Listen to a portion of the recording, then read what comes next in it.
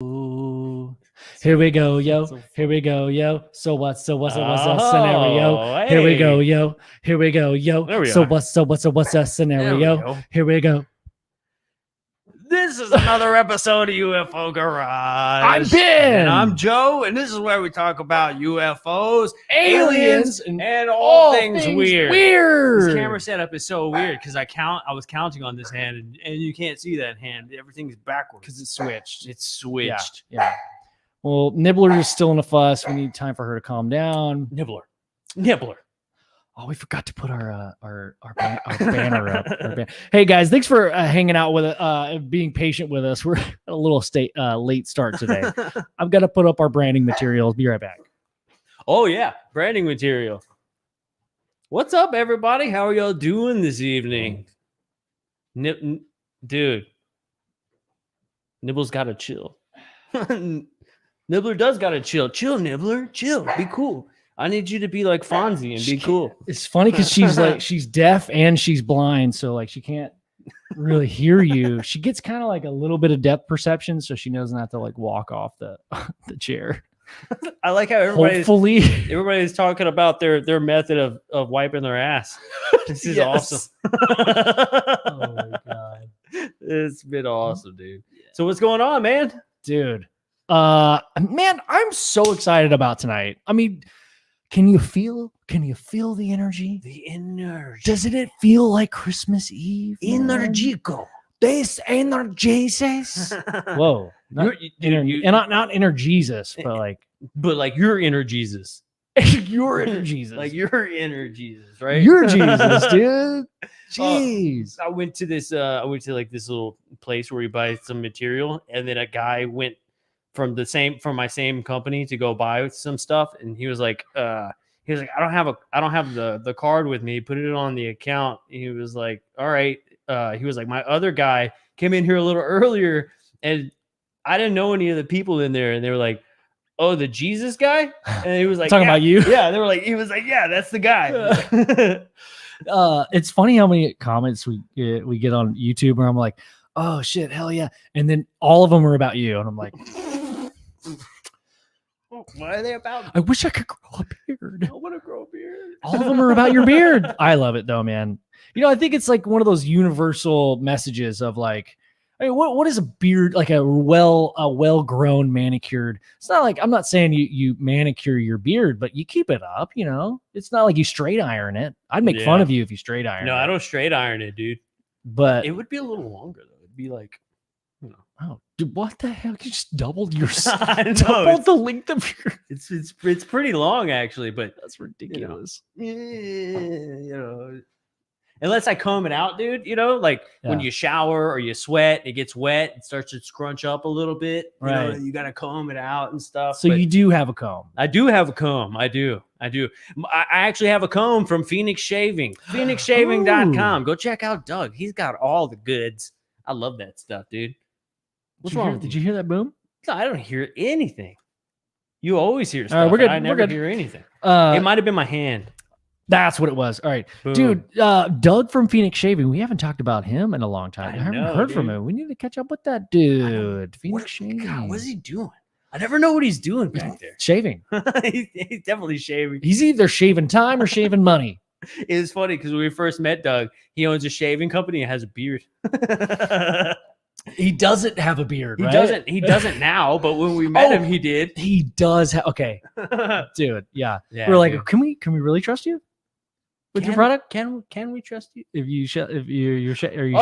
dude has like an original Civil War scuttle that, like, you know, they would use to like heat coffee up and heat water up, and then also use for like shaving. And like the cup had like these little slots so you can put razors and all kinds of cool stuff in, dude. All the knickknacks and doodads was like, it's a perfect example of like, you can really get into any niche or any kind of interest, and you could go down the rabbit hole. Yeah, definitely. On like perfection. Like, I mean, dude, like during Civil War time, dude, I mean, doodads were important for almost everything in life.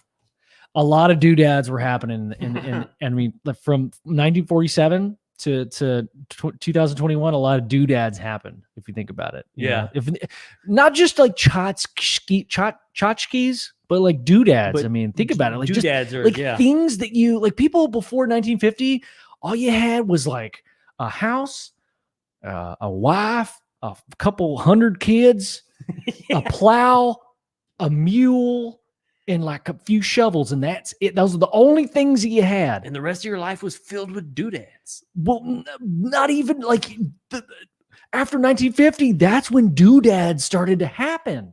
Like little things, like we like collect things now. We're like Jacks.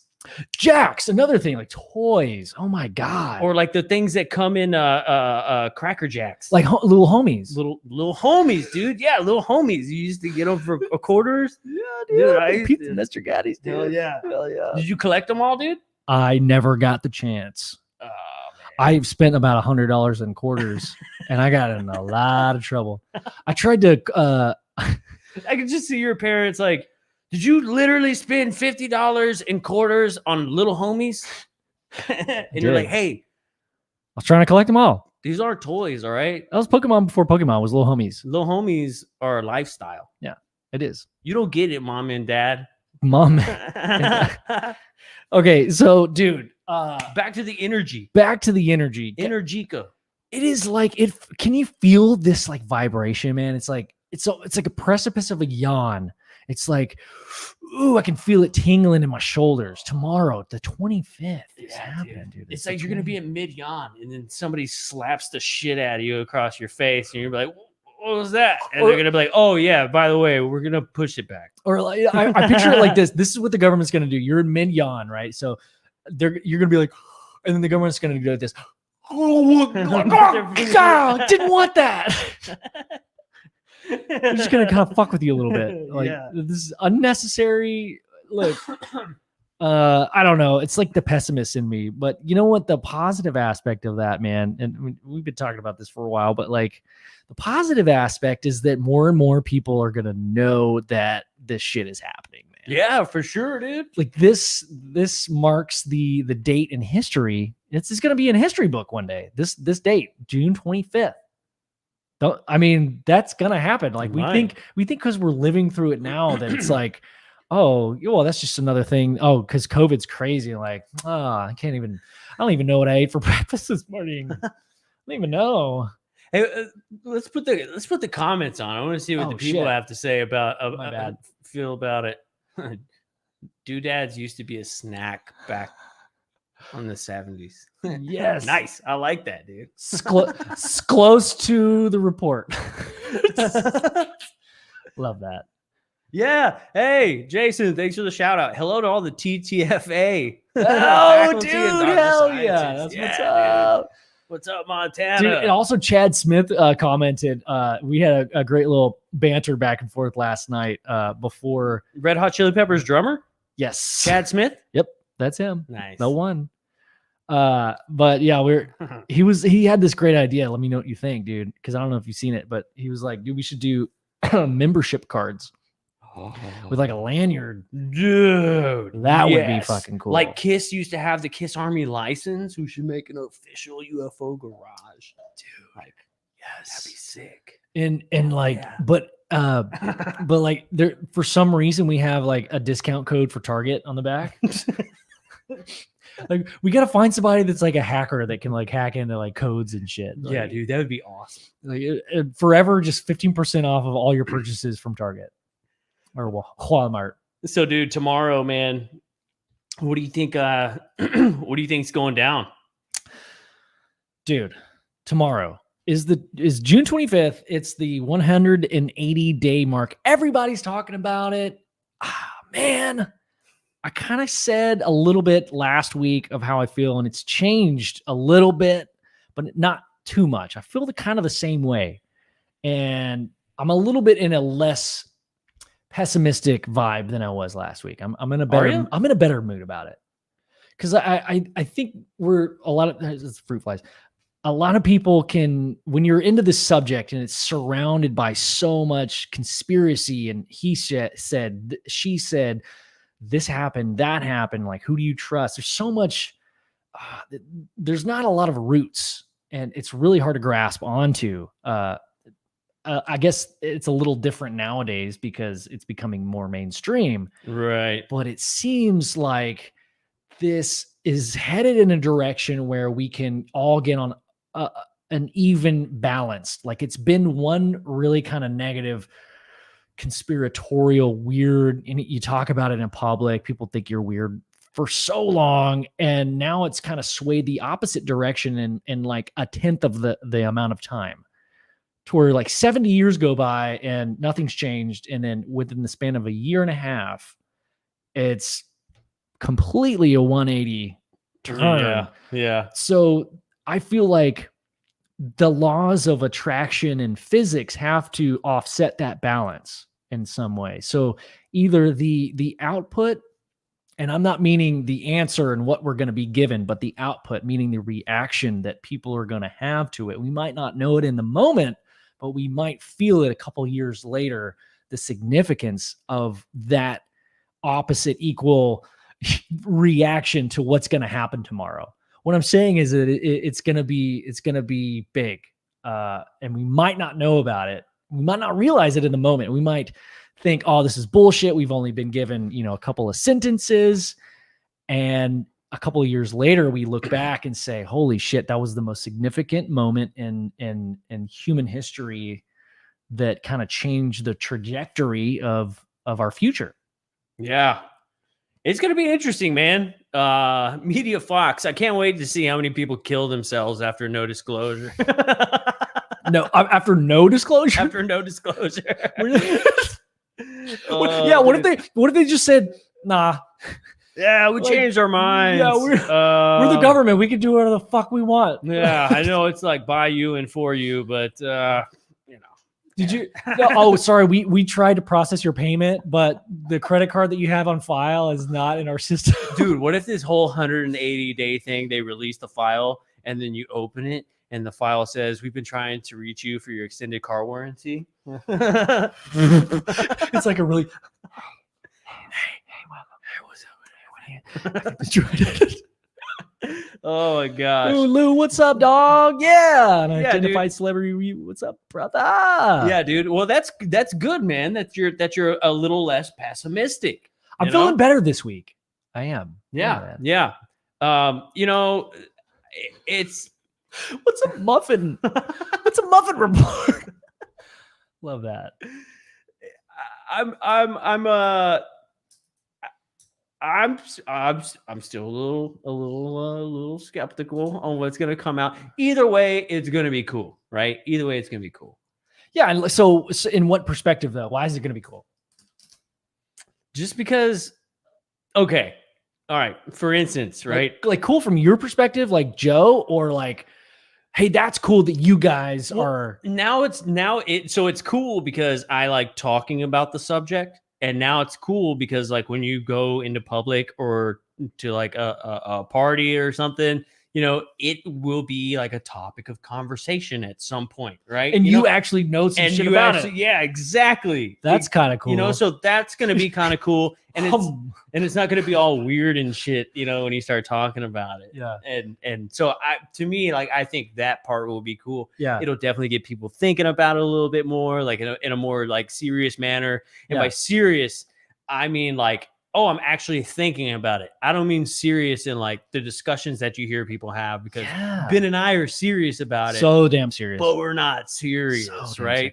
So like I'm saying, like just people in general are going to be talking about the subject with a more of an open mind. Yeah. And they're not going to be as like skeptical. Yeah. And you'll really be able to throw ideas around with people. And that's the funnest part, right? Exactly. Throwing out ideas. Yeah. What I hope doesn't happen is that like everybody has been into this, whether if you've been into this subject for a month, 6 months, 12 years, I hope that we all approach this as a community from a place of humbleness, like if somebody that, like your uncle that used to make fun of you for like an aliens, be like, hey, asking you questions, texting you or calling, whatever. I hope that we all, that's just like my idea of my higher self, right? Like I would love to, like on the inside, I'm like, told you, dude. Yeah. Yeah. called you. But I hope that we can come together and like, You want it to be like a nice, smooth transition. yeah, you want to be like, but in reality, we're all going to be like, hey, pick one and suck it. yeah. Right? Yeah. Like Jay Collins says, it's going to be a whole lot of UFO snobs out there, though.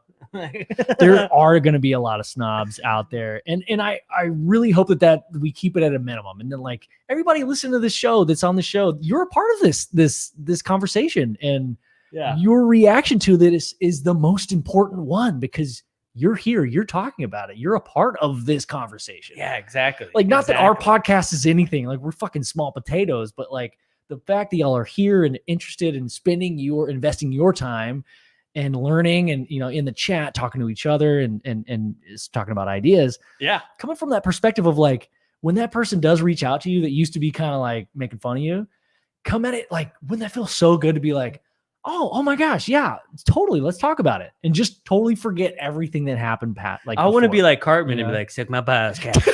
And he just suck my balls. Suck my balls, cat. There's going to be some Cartmans. No, you lost the bet. Yeah, suck my balls. Oh, Stan, they're extra salty battery. You mess up. He's like in a government facility, right? In that episode, he's like in a government facility, and they're like, is it Imagination Land? Something about because it started with the leprechaun, right? Uh-huh. Yep.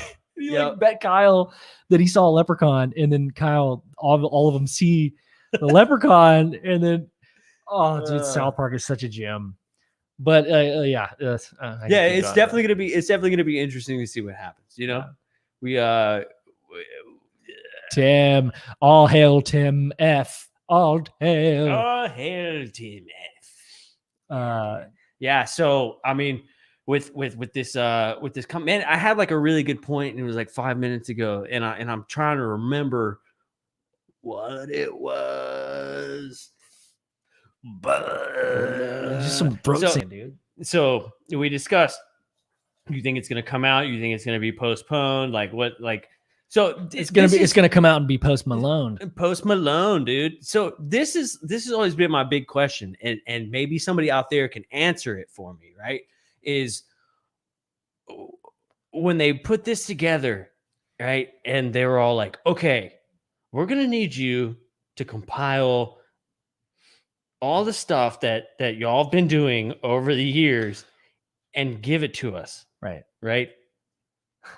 Whoever has a hold of that stuff is saying, well, you don't know what the hell we have.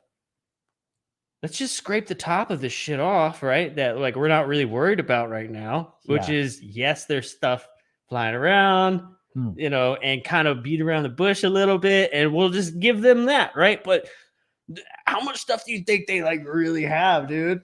How much stuff okay, so who are we talking about?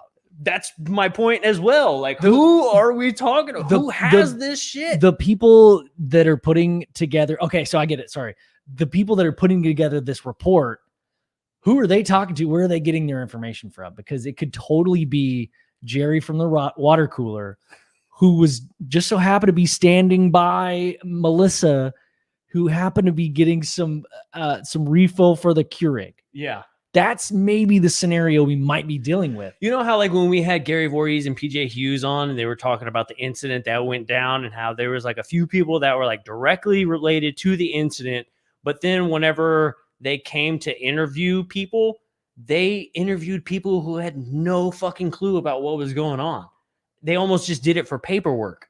So it's like, are we going to be getting the testimony of those people who had no idea what was going on, and that's what they're throwing out to us, right? Or are we going to get the people who are directly involved with its testimony and evidence and stuff? That is such a good point, dude. You know? So that's kind of where I'm like, I don't know. Because they could be like, okay, guys, so we're going to give it to you straight. We have the guy.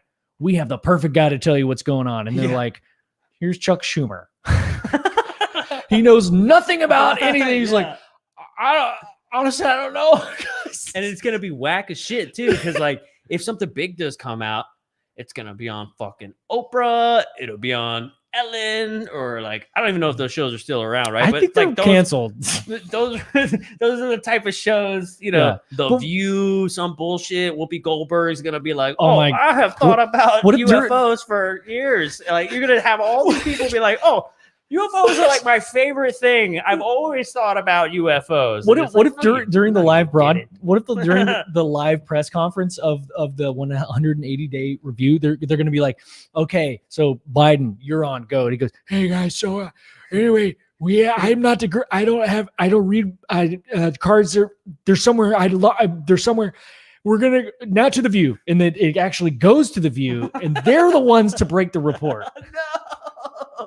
It'd be the most annoying shit ever. Yeah, But man. it might also be genius because they might be able to get some shit out, and people are so annoyed by the format of the show itself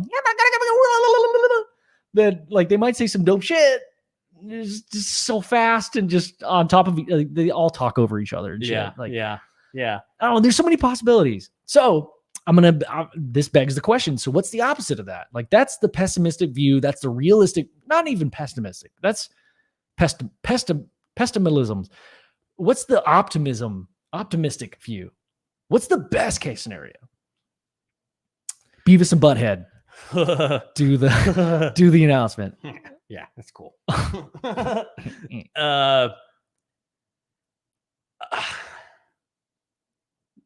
Best, like, What's the best? Who? Are you asking me best case scenario? Best case Like, scenario. Doesn't matter who. You don't have to say a name, but like, what's the best case scenario? I think it would be something like, hey, did you guys know that we've actually met extraterrestrials? You know? But Hey, what here's- like, is that how they're saying? Like, Yeah. did you- Like there'd be a press conference. you and they'd guys be like, know it? all right, shh, everybody, shh, right? Shh. and Shut then up. they'll be like, okay, look, we know there's like this whole report that's supposed to come out, but really, I'm gonna whisper. we just wanted to tell you that. I mean, we've seen some cool shit, right? Like, we met the aliens. What if they go like? Anyway, so like, it was crazy. Like nobody can hear you. Like, I know, sir. I'm trying to speak up. Anyway, I'm sure we're gonna get a deep dive into that. I mean, later on this evening, but man, it's gonna be interesting. So back to the energy, man. I just want to. Sarah, me too. I can't wait for Neil deGrasse Tyson to eat his hat as well. Yeah, that's weird. That he's very, maybe it's not weird. I commend him for staying strong, but it is kind of strange that the guy's smart. I mean, we know that he's a charismatic, fucking smart dude, and the unwillingness to change his perspective or honestly kind of like listened. He's pretty bad at listening sometimes. Like he's really good at listening in some interviews. Oh yeah, some interviews he's really bad at it. yeah, for sure. So I'm not like putting a blanket statement on Neil deGrasse Tyson because I fucking respect the guy a lot. But I would be awesome if he maybe said, "Hey, there's a possibility that this could be." And he's never said like aliens don't exist, right? He's like, yeah, of course, yeah, the possibility's there. I think it's just his like dismissal of like, well, I've never seen it. Well, yeah, you and millions of other people have never seen it. Yeah. But on the flip side, millions of people have seen it. Yeah. And the only reason they don't listen to them is because they don't have your degree, Neil Yeah. deGrasse Tyson.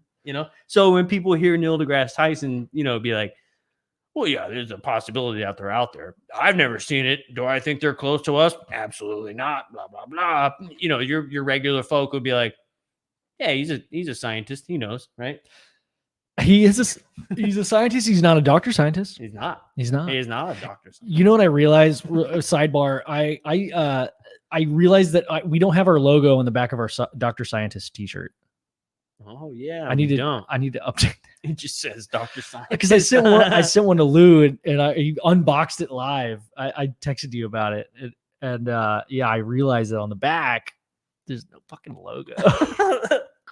It was like, yep, damn it, Amazon. Yeah. Yeah, I got this. I just got this from some random dudes. Amazon. Yeah.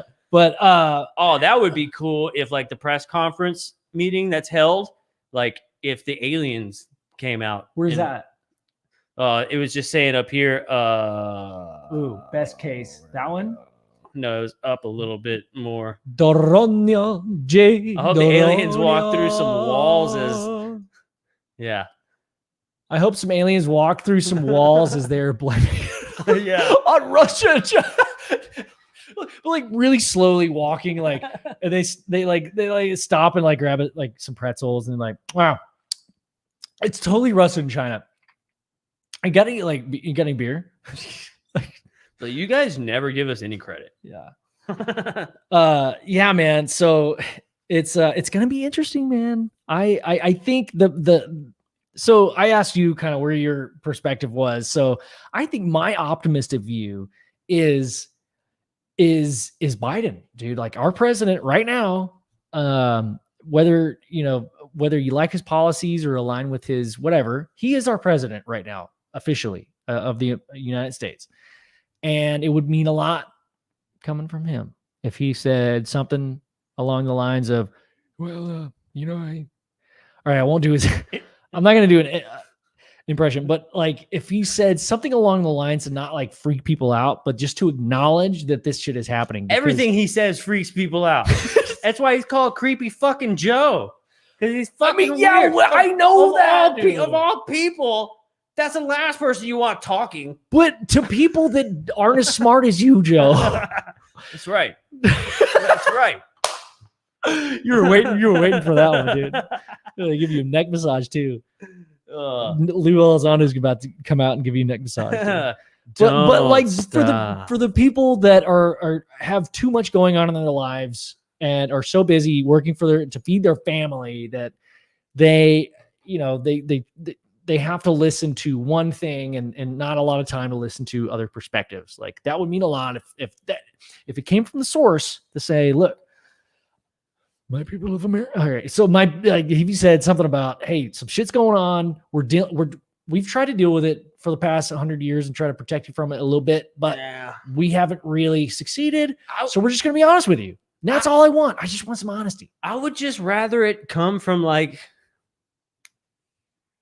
I don't know. Tom Green. I'll get a lot of shit for that. I was thinking in my head, I'd rather hear it from like somebody in the intelligence agency that's actually working on it. But then that doesn't work either, because then it's like, oh, he's just fucking lying to us, right? Because he's part of the intelligence agency. But then if the president tells you, where did they get that information from? It came from the intelligence agency. So they just lied 2 steps down. They just lied to the president, and then the president said something, and then the president technically lied to us unknowingly because it all started at the very beginning. Yeah.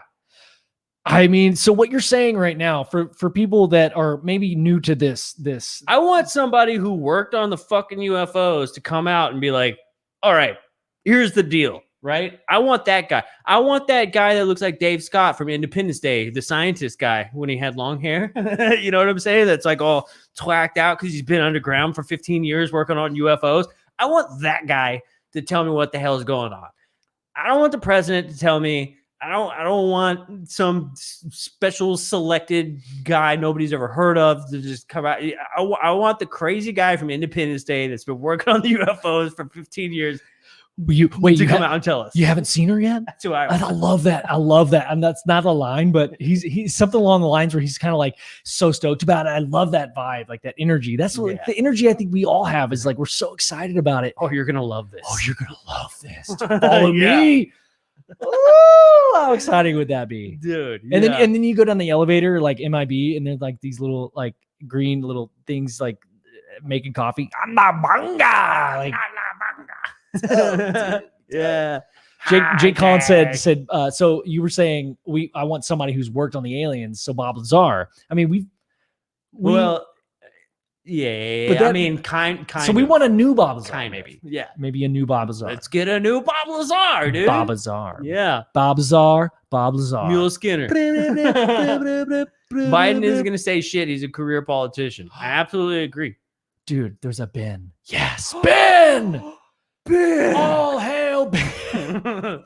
Is there any Joes out there? Yeah, dude, we need more Joes. What's up, Ben? Dude. Hell yeah. Hell yeah. ACDC will come out and say she's having an alien baby. AOC, sorry. Oh God. I'm sorry that I thought I don't read good. I don't read good. Bob 2.0, hell yeah. Mark, what's up, dude? What's up from France? He's from No France. It's 3 shit. a.m. there, dude. Mark, thanks for hanging out with us. Hell This yeah, is like, man. thanks for staying up late with us, bud. This is awesome. So what would a new Bob Lazar look like in your opinion? Like we had 7'2", golden skin, he would be long flowing hair. But in today, in 2021, a new Bob Lazar, what would he, we could go into appearance if we wanted to, but like, what would his message be? Because I think a lot of people are if you're subscribed to a certain TV show that starts with the letter G, there's a lot of stuff going on. And I mean, some interesting content. I'm not talking shit. I'm just saying, like, if we kind of fell into that at the beginning of our quest, of our journey, right? Yeah. And we know now that some of it may be entertainment, some of it may be truth. Maybe there's a mixture. Maybe there's some like, hey, taking bits and pieces from other people's actual fucking stories and like making a mosaic, right? So like, what does today's Bob Lazar look like? He probably looks like Bob Lazar. What?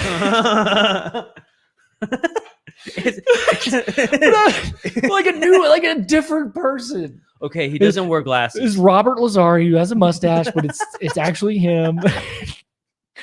Different, he has different glasses. He comes out and he's like, "Hey, you know that guy Bob Lazar? He was right." Yeah, and also he's also got a huge. We're still working on the same thing. Yeah. We don't know. I don't know, man. I don't know. What does a new Bob Lazar look like? Well, that's kind of like asking what is the what is the root? Who's the new Ronald McDonald? You can't just do a new Ronald McDonald. Yeah. You know, clowns are over with, man. Yeah, for sure. We're done. We're done for. You can't make an appetizing clown. You can't have a clown make burgers look good anymore. That was like a 60s kind of vibe, you know? So I wonder if that same concept translates into this actually serious subject. Like maybe so the new Bob Lazar is going to have a man bun and like some like I think we've passed that. Some Toms. That was like 4 years ago. Oh, was it? Yeah. I think that was 4 years ago. The man bun would have passed. What's the new it's lived the new fashion? The man bun has lived long enough. Bung. I said bung. Bung. Bung.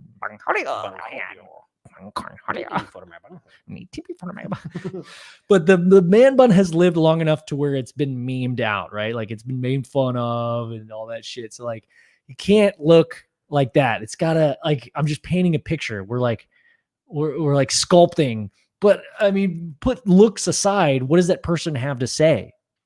You know, it could be the same exact message. Like, look, dude. Yeah. This is what I fucking did. Bob Lazar's like, tell the fucking truth. I was there, dude. Yeah. I wonder if Barry's gonna come out, dude. He's like, by the way, I'm Barry. by the way, my name's Barry. Nice to meet you. It's not, but for this conversation, my name's Barry. It could be. It could be. Yeah. Yeah, dude. I don't know. I have no clue. I have no clue. I just COVID hair. Yes. Yeah. He's got to look disheveled, like he's been through some shit, right? Yeah. What is that? Don't get me wet. Oh my God. I love this. I love this chat, dude. This is awesome. I don't know, man. What does it look like? It could be a she. I would like it to be a female, actually, with COVID hair. With COVID, like she started a braid, like a French braid, you know, and she's like, you know, fuck it, like I've got too much shit on my mind, and she just like has some years behind her, you can tell, and she doesn't take no bullshit from anybody. And you know what? She does not. When there's open spaces, there's no open spaces in Walmart. She does not park in the handicap parking spot, just because she needs to go in to the pharmacy and she's coming right back out. She doesn't park in the handicap parking space. You remember DJ from the Owl restaurant? Fucking dude, that's her, bro. That's who I wanted That to is be. who DJ. She rocked our world, bro. Yeah, dude, she was awesome. She brought us beers. You and her vibe for sure. Right off the bat. I just stayed out of it. You guys were like hardcore vibing. I told you before she even came to the table, I was like, me and this lady are gonna get along. It's funny. It's funny how recently, dude. I feel like this is a new. I've known you for a long time, and like you've been surprisingly like been able to. What is it called? Like clairvoyant with some shit. Oh yeah. Like it's been like very random moments where like you'll say some shit and it's like just subtle, and then you're so fucking right. It's crazy, bro. Oh, like when I called out on Alien Girl, on Amy's podcast, we were listening to the music, right? The studio guy, and I was like, this sounds like it was made by a keyboard player who's really skinny and wears sunglasses and has long hair. And then Lee shows up and he's like long hair, super skinny, wearing sunglasses. He just wasn't wearing a tank top. It was like you called it out perfectly. We never met the guy. Also, he was badass, by the way. He was so much fun. Yeah. Also, thank you, Amy from Alien Girl, for having us on your show. That was so much fun. Yeah, dude. Man, that was a long night. I think before we got on your show, I was like, oh my god, I'm so exhausted. I'm so excited. We've been talking about this, getting on Alien Girl's show for a long time. So we rallied, dude. We had a great time. she puts on a great show, man. It's awesome. Who's that hot female from Canada who does the UFO abduction thing? I would lie just to hang with her for one night. Are you reading? I don't know who that is. Does the UFO abduction thing? I don't know about the UFO. I don't think anybody's like selling UFO abductions, but maybe like tours? Maybe Mule. You're talking maybe about the only person from Canada that we know, other than Dave Scott from Space On Radio, is Samantha Mowat, who has a very interesting story. She is a lifelong abductee, and so is her experiencer, and so is her family. She's got like an awesome story. If y'all haven't seen that episode, y'all should check that out. She's a 9. I didn't say it. I'll give you the 9. I can't get in trouble. I'll give you the 9. Yeah. Joe. With a little wiggle room. Is it really? Our eyes don't lie. I've been seeing. Hey, there you go. Yeah. Cloudy. Thanks for coming in. Also great to see you, Cloudy. The eyes. Let's get back on track. Let's get back on track on this idea of tomorrow, like the 25th, right? This culmination of everybody who's been seeing shit, dude, forever. Dude, like you and me have been seeing shit, and this confirmation. The confirmation is our eyes don't lie. We know what we saw, right? Like that's the anthem of this whole thing. Yeah. I feel like we're gonna all come together at the end of it. There's gonna be some bullshit, but I hope we can rise above it as a community to realize, like, yeah, dude, they didn't say exactly what we wanted them to say. Well, I think we're gonna run into the same issue that we have right now. It's gonna come out, and we're gonna be like, yeah, I think that's bullshit, and like that's true. But like we just basically reset to like now we're having to sift through these government documents and like try and figure out what's bullshit and what isn't, because the whole thing is that like most people don't trust the information coming from the government in the first place. Yeah. So why are we all sitting around waiting for the government to give you this information? Right. Yeah. It's just a weird thing. Like I don't know. It is a weird thing. I almost prefer all of us just sitting around like trying to figure it out. Dude, a big campfire. Could you imagine? Dude, all 50 of us right now, 52 of us hanging around a campfire. It would be a lot of side conversations, but I feel like we might get some shit done. Yeah. Like you can only do so much online, and micro transactions, like how you say things, can get lost in text, like or in post and comments and stuff. It's like you meant one thing, and the other person or everybody else probably took it. Everybody takes it a little bit different, but like in person, you get the eyes, you get the excitement, the body movements. Getting together is, that's what a conference is, right? Like, yeah. And Tammy's gonna bring the marshmallows. Tammy's got the marshmallows. Yeah, dude. Tammy's got the marshmallows, baby. Yeah, Tammy's got the sweet marshmallows. Boom, boom, boom, boom. Boom, boom, boom. I don't know why I just did the same thing you did. I'm a bass player. You're a singer. I figured I'd hit the bass while you hit the vocals, and then here you come, I don't have tapping on my toes with your bass line. I don't have the voice for it. I don't even know why I tried. I don't even know why I tried. Oh yeah. Yeah. Soul Brothers. So we have. I actually did. You look up? Did you look up Contact in the Desert recently? Have you looked up the ticket prices and all that? No, I haven't looked at ticket prices. So I did today because we received a message on Instagram Messenger. I'm terrible at checking that shit. It's so hard. Insta and they Facegram. Whoever's in charge of their social media was like, hey, great, love the show. Would you mind sharing this? And I was like, fuck yeah. Is it too late to be a part of this thing? Obviously, like, I know the answer is going to be no, but I thought I'd give it a try. No, we don't really like you that much. We just wanted to use this clip. Well, what they said was like, honestly, we don't like you. We just want to use your platform. You're the people that listen to your show are fucking cool as shit, and those are the people that we want to reach. No, I'm kidding. I'm making that shit up. But we haven't heard back. I would love to hear back and say, hey, that'd be cool. You have 30 seconds to go on stage and say something. Well, it's live. Everything's live, right? So dude, our 30-second thing would be hilarious. So, I mean, I made that up, like the 30-second, but how hilarious would that be? Dude? Okay, so what would we need to come up, would it be a song? Would it be, like, it would have to be funny, right? Like, it would be just like when, like on remember on the Big Phone Home where we came in and then everybody just made fun of us for like 15 seconds. They posted that clip and it was like a 20-second clip, but like, that was literally our time. We talked about ice cream. Yep. Getting arrested. Hey, honestly, it was perfect. I would not have it any other way. It was fucking awesome. It was honestly could not have gone better. Like, I'm sorry, I didn't mean like no one was making fun of us. Like, everybody was having a good time. But it was like as soon as we got in, like, you and me showed up with shitty lighting on a shitty camera. Everybody started laughing immediately. Sean Cahill was like. And Lou was like trying to back us up, being our bro. He's a good guy, man. He was good intentions. Like, I think the vibe was like, that was hilarious. This is everybody was in on the joke. They weren't laughing at us. They were laughing with us a little bit more than they were the other. Like, we want to buy some ice cream from you guys. But imagine like your perspective of like you're having this like conversation, and these two fucking assholes like us show up, and we're like.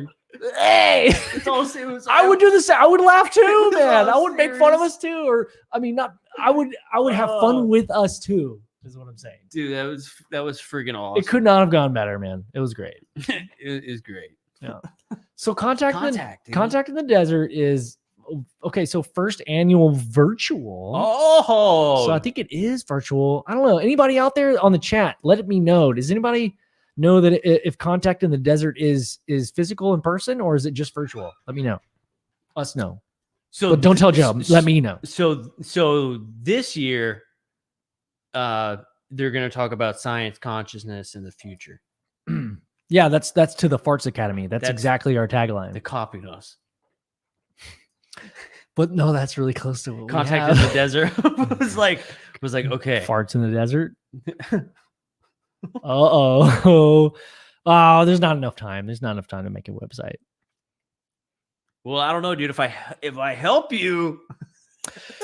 Ooh, speaking of people, Joe. I mean, can we announce this? That Joe is going to be our new graphic designer? Like, yeah, you can announce it. Joe's going to be our new. We're trying to get Joe into a fucking desk job. I'm tired of you showing up sweaty and exhausted, dude. I'm excited for you to use your actual skills, which is creativity and awesomeness. Oh, man. Me too, man. Yeah. Me too. Who's all gonna be there, dude? Dude, there's a huge, awesome lineup. I mean, Bro, this is not gonna be there. this is not meant to be like a promo for. They're not paying us. Also, like we're not even a part of this at all. But I mean, this is cool. Like this is That's this pretty is fucking dope. fun. That's pretty dope. Dude, George Norrie, bro. Oh, Clyde's gonna be on. No shit. Yeah. Hell yeah. We should just screenshot this and like Photoshop her face into it. That'd be funny as hell, dude. Yeah, that'd be great. But it's like ours is way bigger than everyone else's. No, but just go down the list and then for the next year, just interview all those people in order. Screen grab. Dude, Richie. Our boy Ryan Sprague is gonna be on there. Hell yeah. Shit. Dude, What's congrats up? on What's that. up, That's Ryan? awesome, man. Terry and Gary. Where? I don't see Terry. Terry, Gary, and Paul. You're just oh yeah, fuck yeah. Our boy Terry Lovelace and Gary. Oh my god. Gary Oh my Voorhees. god, it's Gary Voorhees, guys. Paul Hynek's gonna be cool. Chris Bledsoe's gonna be there. Holy shit, Paul Hynek. Dude, yep. Fucking love Paul. Dude, he's so hilarious. So we had this fun interaction with Paul Hynek. We had met him at this conference and we gave him a sticker. And man, we were just shooting the shit. We're laughing. That was like at the end of the weekend after we had like like fucked with each other all weekend, like give each other shit. Like yeah, dude. And he put our sticker on the back of his phone or whatever. And then we pulled out these other stickers with the Impala logo on it. And he was like, "How come you didn't give me the cool sticker?" And we were like, "Oh, I didn't have any." So then I got some, and we gave him a sticker. And I guess this story isn't as funny as I thought it was going to be. Anyway, he wrote "Rat we Bastards" can't say on the that. he wrote That's "Rat the best Bastards" part on the back of it. He was like, that was the running joke. He was Yeah. like, how come I haven't been on your show yet? And we were like, oh, we didn't even know that you would like us. That's literally what we said. We're like, well, you told him that you were like, this is like talking to the hot girl in high school. It's like, oh yeah, we're gonna smile at you from a distance, but I'm way too nervous to approach you. Yeah. And ask you out on a date. Like, I think our very unserious approach sometimes it's not a good thing all the ways. All the it time. sometimes stops us from engaging with like people you would assume are a little more serious in the subject. And really, like, through this whole time, one thing that we've learned is that is incorrect. We should be very comfortable with just approaching people by now. You know what I'm saying? We need some Brian energy. Yeah, exactly. We need some Brian Brian energy in our lives, dude. Because I mean, that was our whole thing. Like when we first started, we were like, nobody knows who we are. We don't know what the hell we're talking about. We're not very serious. And we go to these conferences and like there's people that like ties. Richie's there partying all hard and shit. And like, I love that we just made that up. Like, we never met him. I wonder if anybody's called Richard Dolan yet and be like, hey, have you heard of this UFO Garage guy? I hope it doesn't come out like we're like fucking starting a rumor or some shit. It's funny. It's hilarious. Richie, because he's so smart and like anyway. Yeah. They call you Richie. They say you lay pipe really good. Is this true, Richie? He's like, well, yeah. Well, I mean, I'm not gonna say no. I fucking love partying. And I lay pipe super hard. Hard, dude. Okay, all right. Let's get back on track, dude. I think there's no track with this episode with this podcast, but I want to talk about Mirage Men. I want to talk about that movie on Amazon Prime for free. You can go watch it. And how it's kind of relatable to what's happening tomorrow. Yes. Right? Do tell, Joe. There's a little bit, Do tell. It was a super, super awesome film. It was like like one of the most interesting, boring documentaries I've ever watched. Like, I don't know if it was just like the lack of like mood music in the background or something. Yeah. It was just like it was very soothing. Like I kept like kind of and then like having to go back and like rewatch stuff. But dude, that movie was just that documentary was pretty insane. Like when you like hear about what happened to Benowitz and like all these other people like in the UFO community, and like, you know, you have Richard Doty on there and he's like, yeah, I fucking lied to this dude so hard. And then you see him like in other people's documentaries, like telling you like what's up. And it's like, how do you know like if we believe you or not? You know what I'm saying? Yeah. And so like it's a mind fuck. it's really interesting, you know, because, you know, they were all saying like, oh yeah, well, Doty's got this personality where you just instantly like him. He makes you comfortable and like just a chatty, you know, like, and it really got me like, you know, it gets me thinking, and it's like, well, yeah, like we all know that like you should definitely like reserve like your final judgment, because you just never know with these guys, right? Yeah. Even with Lou, we got to, you know, Lou Elizondo. Not a lot of shit, but we did get some shit from people being like, oh, these dudes, they just were on Lou's nuts the whole time and this and that. And it's like, no, we weren't on his nuts. I mean, we're polite and like cordial and had a good time with him. And he was a cool ass dude, right? But still in the back of our minds being like, this was an intelligence guy. Like, you know, yeah, just it's a level of discernment, and you gotta always keep that in the back of your head, right? I don't believe anything Richard Doty says, but if you wanted to come on the show, gladly. Yes, I'd have Richard Doty on the show just to hear what the hell kind of stories he has. Fuck yeah, you know, you know Richard Doty, his vibe, like everything that I've seen him in, he seems like either he's just a mastermind of manipulation, or he's just a really fucking dope dude. You remember? He seems fucking cool, man. You remember when you were in school and there would be like that little picture of like an apple with a worm coming out with glasses? Yes, that's what he reminds me of. So spot on. Like the alphabet worm. So unassuming. It's like, hey, I'm here to help. Hey, what's up, guys? Are you trying to make what kind of documentary are you trying to make? Yeah. And it was such like it was also kind of like a mind fuck a little bit too. Like the whole documentary, because they were like, you know, he'd be like, yeah, I told Benowitz all this stuff. And then I told him I was just messing around. It wasn't real. It was an intelligence operation against you. And then Benowitz is like, yeah, but like I've got all these marks on my body. Like I'm experiencing shit. And then hold on, back up, because for people that don't know about this, like, so Richard Doty's talking to this person, yeah, who apparently hadn't had we gotta back up a little. Yeah, you did. Okay, so Benowitz was this guy, like, and he I think it was like an aerospace guy or like an aircraft guy, and he like made stuff. He owned his own company. And he moved across from this military base, and he had been seeing these weird lights over the military base, and he was like, well, what the hell?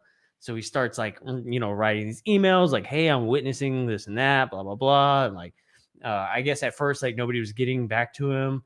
I think that's how it went. And so he ends up like building this little radio and like intercepting messages that were coming from the base. Well, they find out about it, and so they had to deal with him, right? So that's when they send Richard Doty out, and they start talking, and Doty's asking him all these questions. Sent him out to go and make contact with Benowitz, right? So the CIA to find out. Well, okay, not necessarily the CIA, but some alphabet organization. We don't know. It could be a subcontractor. I think it's just like Air Force intelligence.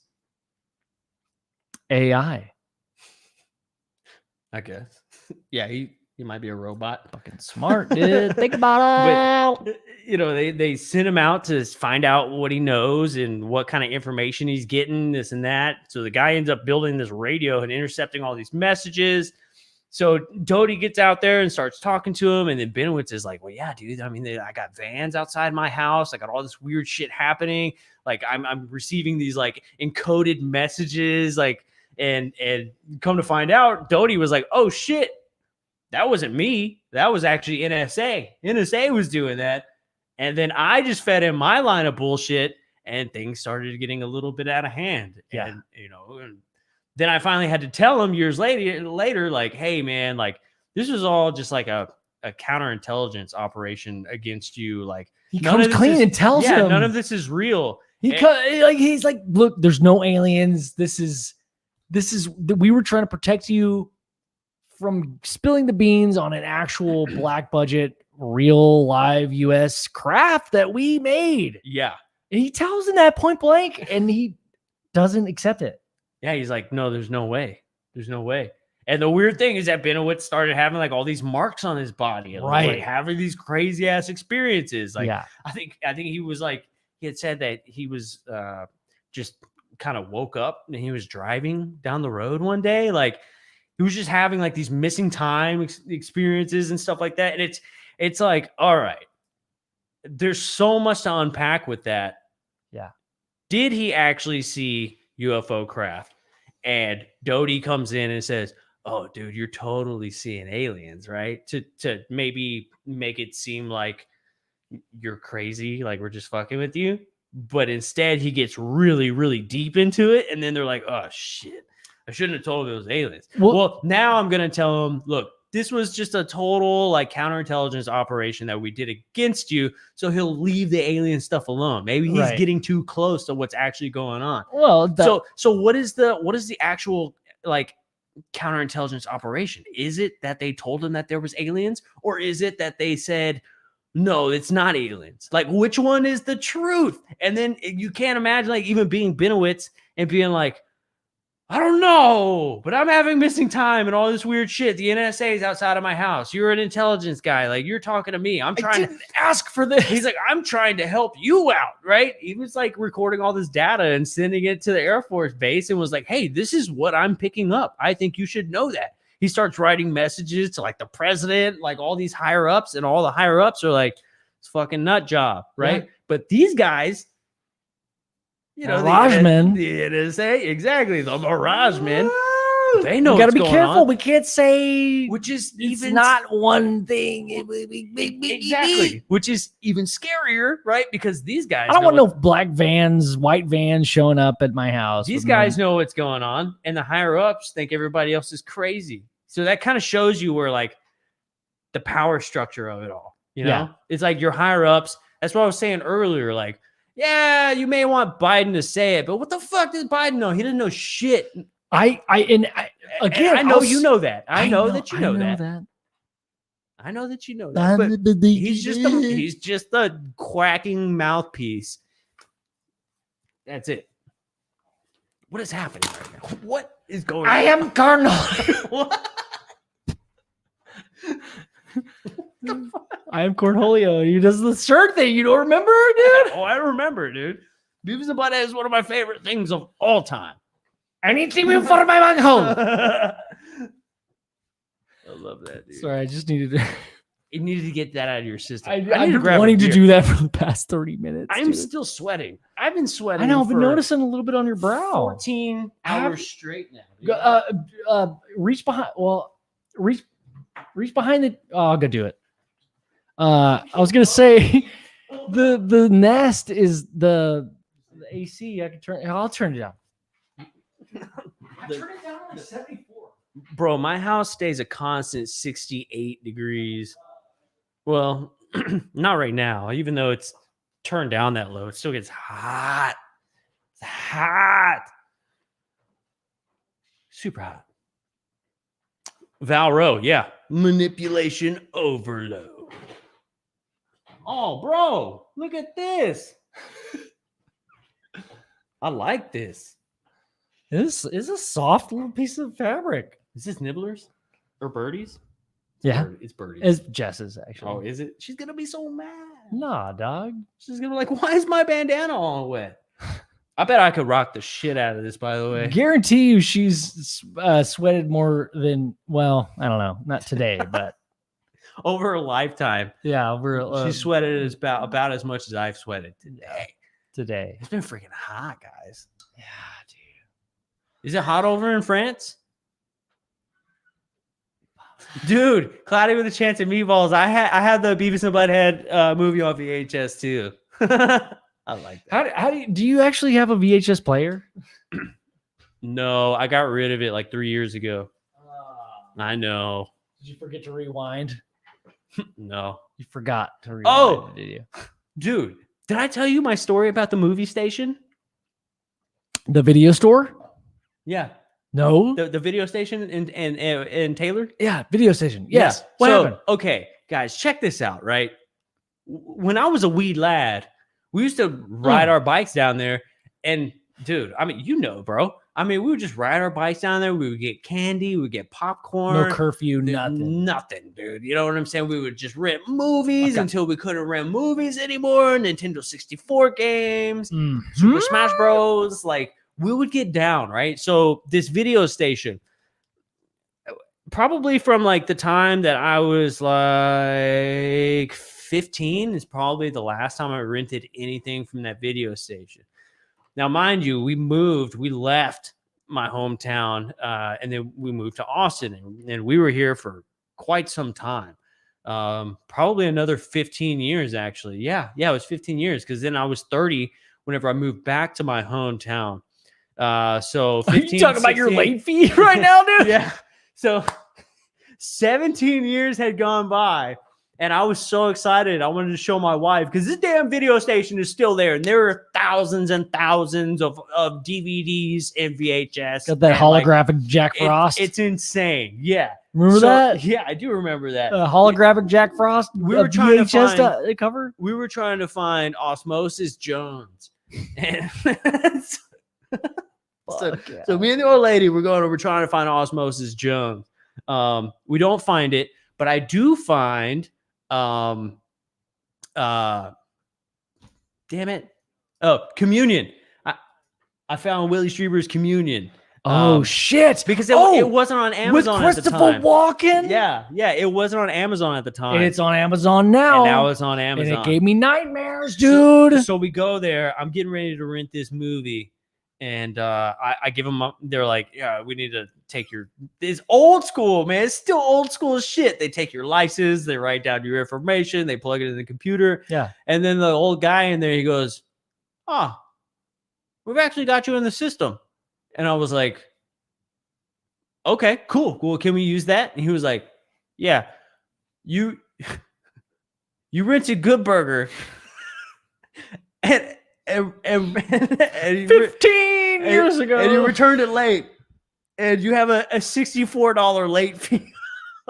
Wait, that's it?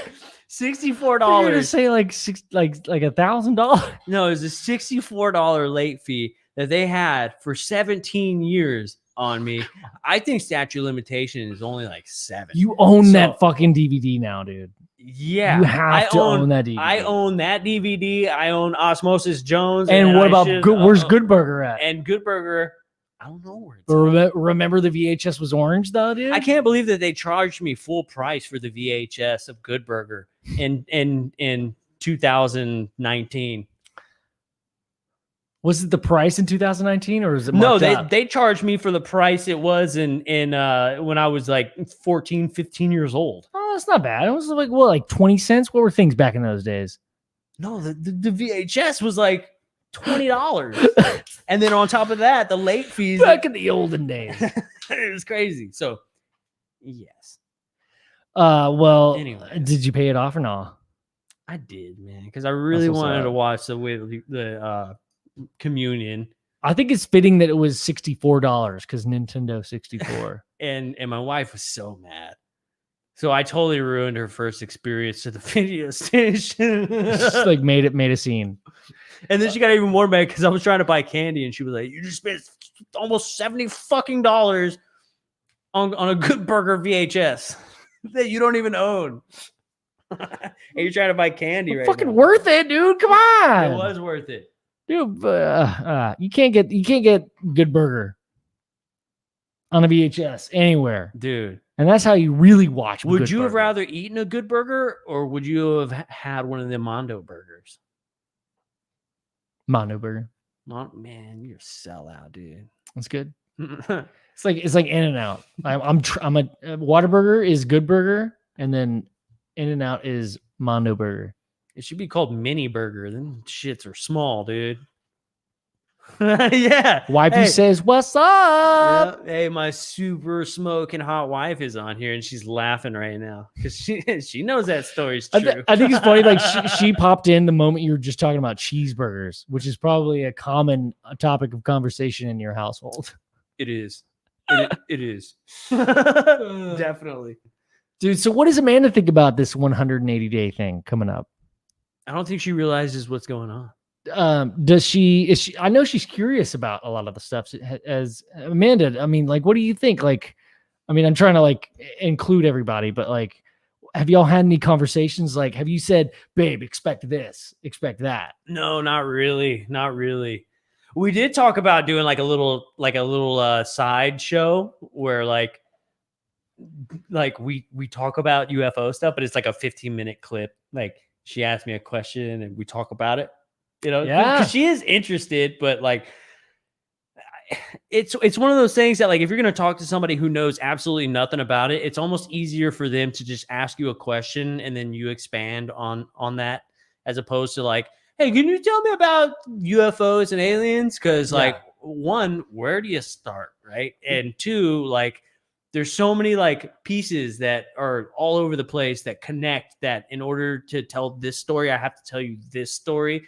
But for this story to make sense, there's this little piece in the middle I got to inform you about. And then we're going to go over here so I can get to that story to tell you what you originally wanted to talk about. Right. So it's so, there are so many spider webs. What I think is important is asking people that are not into this subject, that have that spark of curiosity, whether or not they're being polite in a social scenario, or they're actually curious. And the one little thing that they can latch on to, like, we gotta respect that and not be like, oh, you don't know. Like, that's the wrong way to go about it. yeah, You got to think about the end goal. The end goal is to everybody. It would be fucking fun if everybody was on the same level of like respect and knowledge of the history of UFOs and aliens. I mean, you could go as far as like, I wish that everybody, it was common knowledge from the 1950s up. But my favorite thing is like, let's go before that. Like, let's go ancient aliens type shit, like back to the Sumerians and like the Egyptians. That's the fun combo. Let's go to cave paintings and stuff. Yeah, dude. Yeah, like, that's where it's so much fun, because once you enter like the 1950s era, there's so many, oh, well, you have to have documents, right? Yeah. And then before that, it's like, oh, you have to have clay tablets, or like it's in the Bible, or if it's not in the Bible, then before that, history didn't exist. Gutenberg did it. He's the only one that could write with his hand. Yeah, he's the only person that could write. Sorry, guys, it didn't exist if it didn't happen. It's such bullshit. Like, we know this shit has been happening for fucking ever, dude. Something happened. Something happened. In every culture around the world, there has been. Is that more important to know that something happened than to know what is happening? Like, you know, I love that. Like, is it better just for everybody to understand that something's going on, as opposed to everybody trying to learn like what is going on? I think it depends on the person, because I think there's a few schools of thought in this paradigm of our current social, cultural, economics, right? Like, a lot of people live in the now. The things that affect us today are the most important things today. And the next day is a new adventure, probably going to be a bunch of the same bullshit that we did yesterday. And a lot of people are stuck in that frame of mind. And once you kind of look outside of that box, where you're starting to look at, you know, zoom out, as I like to say, like zoom the fuck out. Yeah. It becomes such a gratifying, fun topic, because no one knows. Like, there's so much information, but there's no one out there saying, there's no history book saying, yeah, this is it. That we haven't been, like, people, like kids aren't being taught in school. Yeah, aliens. Yeah, fuck yeah, it's fine. Like, there's nothing that we've been indoctrinated. It's all been propaganda and bullshit. And I think, man, I don't know where I was going with that, but I think it's about to change, man. This day in history, tomorrow is going to be, I think it's going to be a day in history. I think it's been a little soft Alright. opening, man. Hopefully, that's going to open up the conversation. Yeah, man. Yeah, it might. I'm gonna stay on this side of the fence and be pleasantly surprised, then be on that green grass side, and then be like, "Oh, man, oh."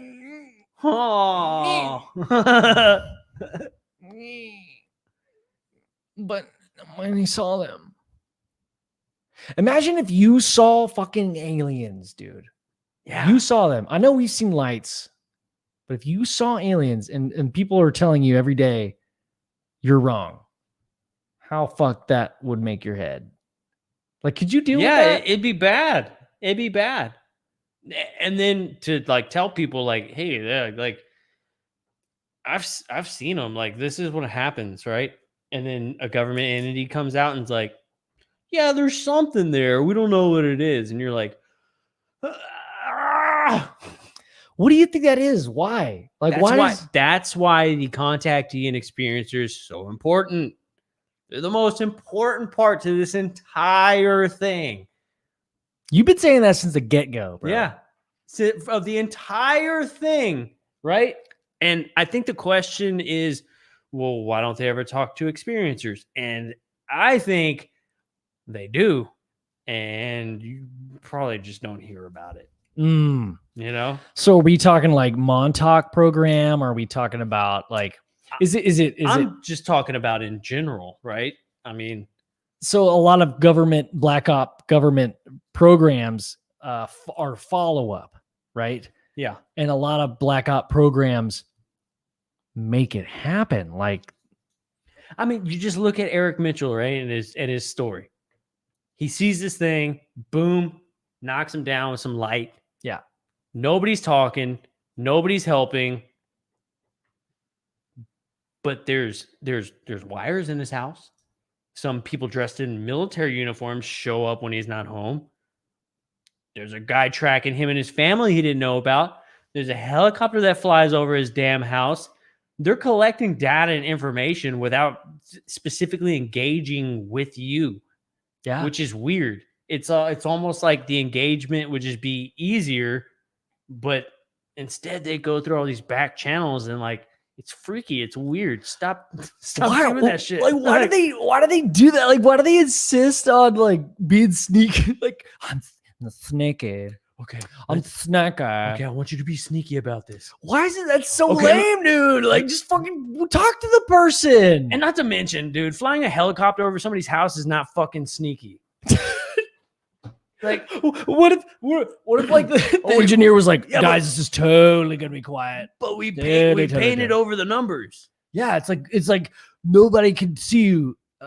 Wait, when did you fly? Oh, was it during the daytime? It's all black. Trust me, no one's gonna be able to hear you or see you. Fucking lights going, and then they spotlight you. They can't see us, right? Dude, just hover and just be still. Yeah. Don't ever see you. It seems so dumb, dude. It's not like there's probably pilots out there that listen to the like us goofballs talk about this thing and they're like, oh bro, there's way more to that. There's way more to that story. Yeah. There's a reason. Okay, it might seem dumb to you, but there was a reason why we did that, and we had orders or whatever. It could be a lot of things. It could be a scare tactic. It could be a mental. This is what I love to think about, dude. That scare tactic where like an experiencer starts to see orbs or crafts during the day or night, and soon to follow is a Black Hawk helicopter or two or jets, and like you start seeing these SUVs, and like, what if that's not them actually trying to figure out? That's them trying to not necessarily like scare you into submission and like show you their strength and power and like control, because that's definitely part of it. I think you can agree with that. But what if it's like, hey, we can't allow your consciousness to pass a certain level and a comfortability with this phenomenon. Maybe it's more important to get that point across subliminally in the back of your mind, like, oh, danger. If I witness this, danger. Right? Do you know where I'm going with that? Yeah. Where it's like this physical thing that if you've caught anything on camera or seen lights and during the day or the night, like that's a physical thing. And everybody's got a camera on their phone. Dude, it's pretty simple. You just take it out of your pocket. If you can think about it, take it out of your press a button. That's the hard part, right? But like, I guess what I'm getting at is what if the psyop, the psychological operation is not that they're chasing the UFO, they're chasing you. They're preventing you from that consciousness connection because they don't want that. They want that. They want that consciousness connection. And they're like, nah, dude, like I'm gonna come get it. I'm all get it. In my helicopter. I'm all get it, my chicka choo. All right, everybody. They're there to disrupt that connection. Somebody had made a comment. Jay Duranio. Use the map. Best case, flyover by TR3B. This is how they should have released it, right? Super Bowl night. Instead of having the B-2 or some Blue Angels fly over the field, they fly a TR3B over that bitch, and everybody's like, "What is that?" And then you hear like Troy Aikman or whoever's gonna like announce at the Super Bowl will be like, "By the way, ladies and gentlemen, we've disclosed that UFOs and aliens are real." Right? That would be sweet. Also, I'm a reptilian. I'm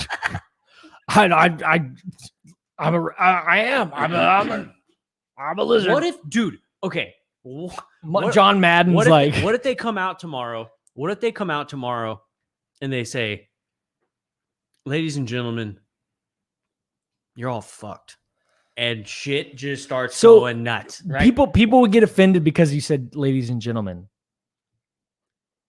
Could we say "people of Earth"?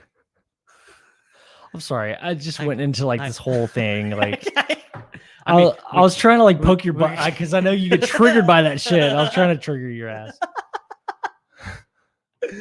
Can't trigger me, bro. But they would have to say "people of Earth." What? You're all fucked. You're all fucked. We eat you. Oh no. What if it's not so much disclosure of like aliens and UFOs or like what's going on? It's like them announcing to the world, like, "Hey, we are the power source and we are in power. And here's what's about to happen. You're all slaves." Even though a lot of you already know that. Yeah. Alien lives matter. You know, aliens use pronouns? Yeah. It's funny. It's not funny, but like, dude, Samantha Mullet really opened my eyes to like this idea of like alien racism. Where like everybody confuses like the grays and the tall grays and like the Pleiadians and all that stuff. And it's like, dude, 2 years ago, I'd be like, the fuck are you talking about? But now, man, the people that we've met and the people we've talked to. How many times are you going to punch your microphone tonight? I don't know, but my fucking wrist is sore and I've punched it a lot.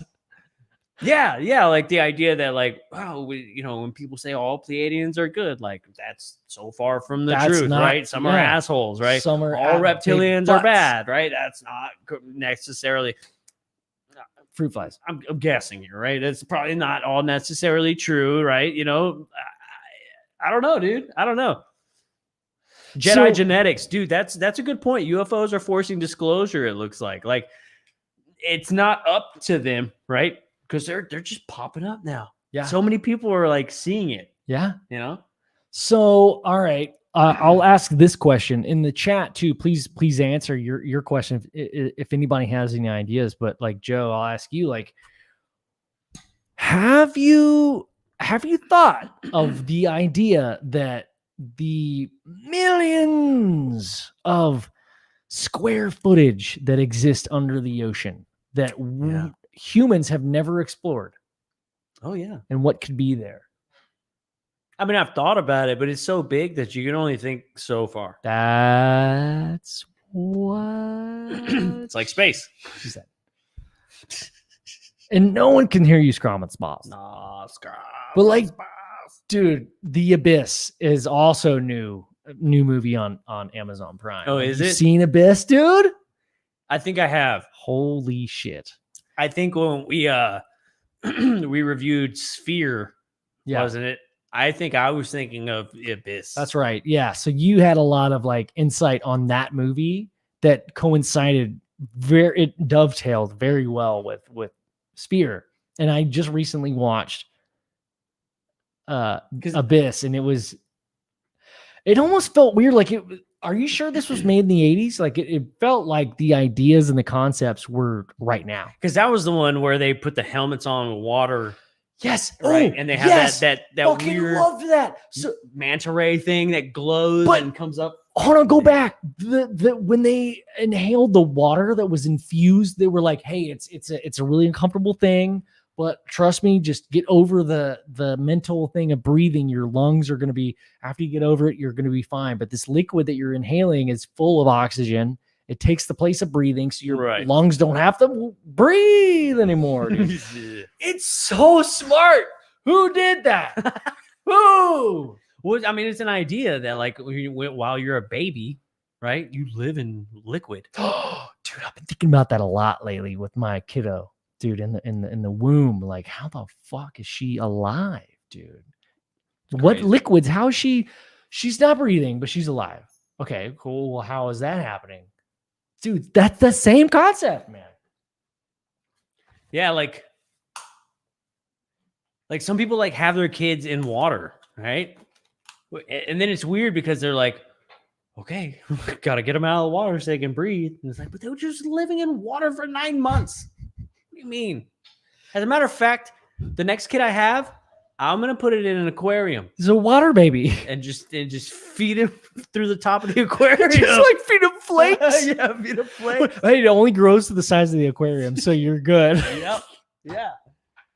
Maybe can you do that? Like, I wonder if if you actually did that, like a test tube baby, and you kept him in a glass tube, like that's as big as it's gonna get. Dude, what if? Oh no! Oh no! What if I just created a? What if I just created a future idea just now? Like by me saying that, somebody's gonna get an idea and do that, and over thousands of years, we become extraterrestrials, right? What we perceive to be extraterrestrials. Yes. And that's why you see people in those like little water tanks of like bodies floating, right? They talk about how they like create hybrids and they grow them in these tanks, Chimeras. you know, shit like that. Oh, dude. So what the concept that you're trying to describe is like the ideas that any of us have, and we let that out is just manifesting that in the future. we just seeded the idea, and in the future, thousands of years, they're gonna start doing. Is that dude? I love thinking about that shit, man. Like what came first? A lot of people think that a lot of Hollywood movies are like soft disclosure and like trying to get us used to the idea. What if it's the opposite of that sometimes? You know? Sea monkeys! Sea monkeys, we're all Cricket! sea monkeys. Cricket knows. She Yeah. knows. Yeah. See, you're on the inside, and a lot of people are, and I appreciate that. I respect This earth it. is just a bowl full of sea monkeys, and we are the sea monkeys, and they're observing us. Also, Jake, it's your turn to pass it. You've been hogging that shit, dude. Pass it on Uh, on the left-hand side. Oh, I was doing the bass. Oh, I should not do that. I dude. know that's your role. Ruining everything.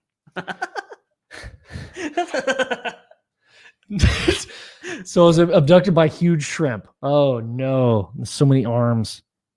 Think about like our last episode. We talked about like tickling aliens Yeah, dude. and if they would laugh or not. Like, are they ticklish? Are they ticklish, dude? If a shrimp pick my ass up, Could you be terrified and like ticklish at the same time? I think it's possible to be terrified also and entertained and like I respect your life form.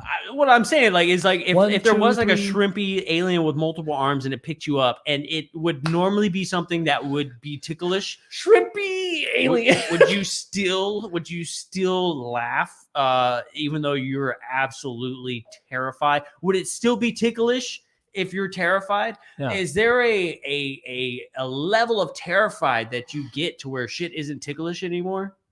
Dude. So when does it become funny and like, okay, I'm dealing with it, then it crosses that boundary of like, oh no.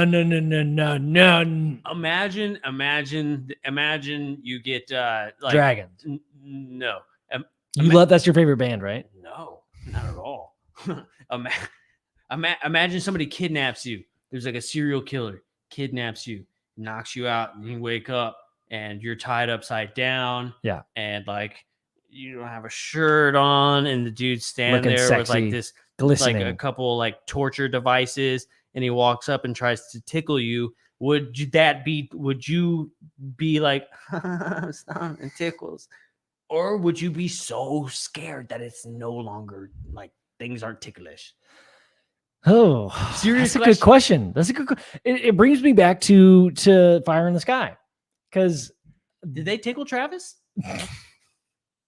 I don't think there was any tickling in the movie, but like I guess I was referring to like the surroundings of him being like upside down. I was making that connection. Like he's kind of like in this vortex, right? He comes out of that like sludge. Remember, he's like in this pod, just like in this bean pod. Yeah. And he's like, I can see clearly now the rain is glob. And there's like jelly coming everywhere, and he like comes out and he's like all of a sudden floating. That was a beautiful scene. I don't know how the fuck they filmed that. That was awesome. But it almost like humanizes it. That's the best word I can think of like they just at that time in the 70s didn't know the etiquette. Birdie, what you crying for, baby? Come here. Yeah. But like the etiquette of like making a scenario comforting for a human has got to be, it's probably been a process for a lot of those abducting aliens out there, you know? Do you think aliens over the years have like bettered their process of taking people? Yeah. Well, I know that I'm like stretching things out a little bit, and I'm sorry if I'm going on like a random rant, but my brain's weird. But like the idea of like, okay, you wake up in a scary room and you're upside down. That was the scenario that you posed a few minutes ago. Yeah. I wonder if things are different now. You know, you wake up and you're in maybe it's something more quaint, like a small town doctor's office, and you're not being anal probed or like dick tickled, but you're like, here's a lollipop, or what's your favorite soda, or like, we've been waiting, sir. You know? Yeah. I wonder if they've adapted to that, because I mean, your question was like, is it terrifying, or is it like something that you're willing to overcome? I think it's dependent on the experience the alien gives you. The question was, are you still ticklish if you're terrified? That was yeah, you're right. Yeah. That was the question. Well, I took it as, are you terrified by your surroundings or the act of tickling? Oh no, I was literally like, that was the literal question. It was like, are you still ticklish even though you're terrified, right? I guess I took it in a different direction. No, I get what you're saying. Totally. AK Willie says, I probably would laugh if I ran into Bigfoot and it had an erection while also being scared. Yeah, fear boner, man. Yeah, fear boners, dude. Dude, if you saw a fucking huge Gigantopithecus who also was rock solid, I'll guarantee you I'm going to follow suit. And I will be running 1,000,000 miles an hour as fast as my small human feet can take me. Tickle, tickle. Here comes the pick. Yes, Ben. Woo! Ben's for the win. There's no Joes in here still. Yeah. Oh God, JP. I don't think we should read that one. Just because we're gonna have this on like Apple and all that stuff. Well, fuck it. Condoms are hilarious. Multiple people each night. Unclean. Woo! That's a good question. Yeah, I don't know. Alien genitals. There's a lot of people who say that they don't see genitals on aliens. Yeah. Ooh. Never thought about that. So, like, it's not like we're being abducted and like having sexual relationships with these aliens. Oh, unless we're going from like Love and Saucers, where he was totally banging that alien chick. She sounded hot. She was fine. Now I'm really okay. There's so many. There's different schools of thought. There's there's some experiencers that have. But it would be just like us, right? We have genitals, we reproduce, but our robots do not. Yeah, dude. Genitals, dude. We're Genitals. fucking hell yeah, dude. That's what's that. That's the most polite way I've ever said that. Yeah, We're usually so quick to dick and balls that, like, I mean, dude, we're Kinda trying to. I feel professional right now. I'm very proud of us. Reptilians probably have retractable penises. Like alligators, man. Alligators have the retractable pipanos. That's right, dude. It's like a little slit, bro. And like the Mingmo comes out of the ling lang. Yeah. And it goes schlong bong. Yeah. And it goes, game over, dude. What time of year it is? They got it. I don't care, dude. I'm a fucking crocodile. Tammy, I'm growing up. I'm becoming a big boy now. I like how you set up. I'm Becoming becoming a big boy. you big boy. I use big Big boy. use the big boy potty. I got a potty, by the way. Oh, you're gonna go use the big boy potty? Hell yeah, dude.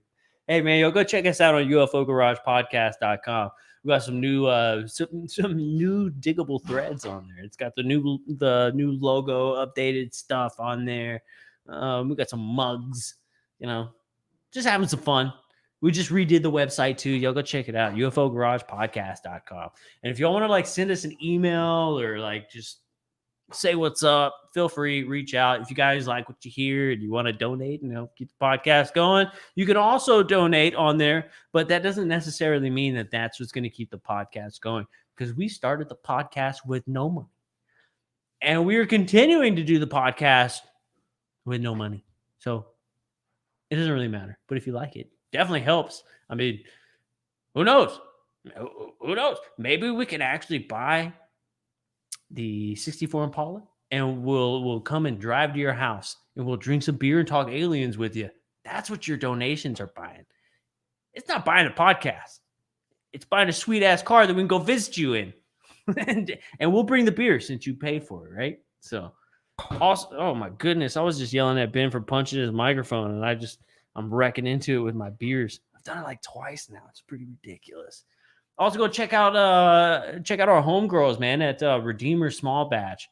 Premium CBD stuff. It's pretty good. They also starting to work with like CBG and like and the BGs and like all kinds of stuff. I don't know. They got all kinds of cool shit, man. Use the code UFO. Is it UFO Garage 15 or UFO? I think it's UFO 15. Use UFO 15 and you get 15% off of your first purchase, Dude, Jake, gators are always hard. I didn't know that. Is that like a real thing? Like they're always hard? And then like the thing like pushes it out or what? That's weird. Dude, bid. Oh, never mind. Did you know that alligators are always hard? What? That's what Jake said. Gators are always hard. Gator. I don't know about much. Gator. I don't know my gator facts. What do you mean, like hard? Like they're their paraphernalia is, or I don't know. I think so. Armored skin. Of course, gators are hard. Oh hell yeah, dude! Can you imagine a human being crossed with a gator, dude? Yeah, you get a reptilian. I didn't say it. Hey, well, you were thinking it. I did. I thought it. I thought it. So And then you said it. So what if you were like at a party, bro, and you didn't know everybody there, and a guy comes up to you, says, "Hey, my name's Jeff. Just want to let you know, big fan. Love your beard. Your name's Joe, right? You're not Ben. I confused the two. I'm Joe. Hi. What are you doing? What are you doing? So he goes, so you're Joe, right? All right. Well, I just want to show you something, and he like reveals his face. Like, what do you do in that moment? You freak out for like an hour until he can be like, Well, what if he was super cool calm to down. you? What if he was super cool to you? You still freak out? No, dude, you Yes. can't freak out. Yes, you freak And now out. he feels bad. But it doesn't. It and doesn't. he has to erase your memory. It doesn't mean that you can't be cool with him, but there's gonna be like at least a 30 to an hour processing time that you're gonna have to process that this man's face just turned into a reptile Right. and then shifted back. It's like you're gonna freak out. like You're gonna think it's super cool and be like, "Wow, that was amazing! What are you? Are you an alien? Oh my god! Tell me about it. Can you do that again? Wait, don't do that again. Well, maybe you should do that again. Wait a second. You're gonna freak out. You're gonna freak out. Do you? I don't think you would freak out like you're saying you will. I think you would be super chill about it. You'd be like, I might be. bro. I know you, bro. You'd be like, and then like, I would look at you for sure. I don't know what to tell you. Like, does everybody else know? Am I the only one seeing this? You would like. I think you would handle it pretty damn well. I would. It would be weird because I have this thing when something strange happens where like I have like this defensive attitude for a second. Yeah. But it's not like he would do that and I'd be like, what the fuck was that? Like I would like he would think I was mad at him. Okay, yeah, I can see that. Yeah. What the fuck was that, dude? Right. Like you would break your character. Like, not that you put on a vibe, but like you would break the happy Joe vibe, and you would for a second be like, hold the fuck on, what? There would be I could see that. There but would you be wouldn't- a 5-minute interrogation, and then I would start cracking a smile and being like, so you're saying you could really do that shit? I was gonna say, dude, I would give it 30 seconds before you made you'd make fun of them. You're like, so like your dick and balls is like inside your body right now, or what? Oh, can you shape shift your wiener? Is that a thing? You can make your face look like that. Yeah. What else? Like it would take like maybe 30 seconds for you to accept it and be like, holy shit, okay, this is real. This is funny. And something about this is funny. You know? Yeah, there would be a joke. Absolutely, there'd be a joke. I'd be the same. I think I would be the same way. There's always something to I'm not going to say always something for any scenario, but for that particular scenario, for a reptilian revealing himself to you, dude, I would have fun with it. I would try to have fun with it, man, because like as much as you can, right? Just imagine if you went hardcore, like I have to protect my fit, and then crossbows come out. You know, yeah, you better not step on my lawn. Hey, shit, fire! That's St. Augustine, mother. He would shape shift his face. You step on my lawn when you came in here? Yeah. He's been hanging out for like 3 hours. We've been slamming dominoes. You like gave him shit for something he did like an hour ago. Like, you step on my lawn when you hold on. We might confuse the shit out of some aliens. They wouldn't know how to react. Dude, I think of our party. They've seen some weird shit though. Oh yeah. Well, I think the parties they're used to, if what they say, but like if reptilians are like, it sounds so nuts when I say it, but I just love thinking about it. It's so fun. Do you think they have birthdays, dude? Like, no, dude, they're warm blooded. They have Sundays, dude. They're like, today's Zoltan's birthday. Make sure you tell him happy birthday. Everybody's like, Zoltan, happy birthday. I like in the movie how they do it backwards. Yeah, they do. They're like Zoltan. They never know. Like it changes like scene to scene. They always pop that bubble wrap. Oh my god, it's such a good movie, dude. Galaxy Quest. Wait, Dude, dude, where's my car? Right. Yeah. Sorry, I just watched Galaxy Quest, and it's like a similar motif, right? Like You would just watch Galaxy Quest? I did. Me and Jess did, dude. Dude, me and Amanda literally watched it 2 days ago. Fucking hell yeah, dude. We're in it, man. Hatching day. Yeah, they might have hatching day. But hatching day. Yes. It's my hatching day. Oh, that's awesome. But what? Yes. But I mean, like, Gaver says, "What are you guys talking about?" we're talking about aliens and do they have birthdays? and if they have birthdays, does it go off based off of like our year? Does it go based on like what is their year like? You know, what is like?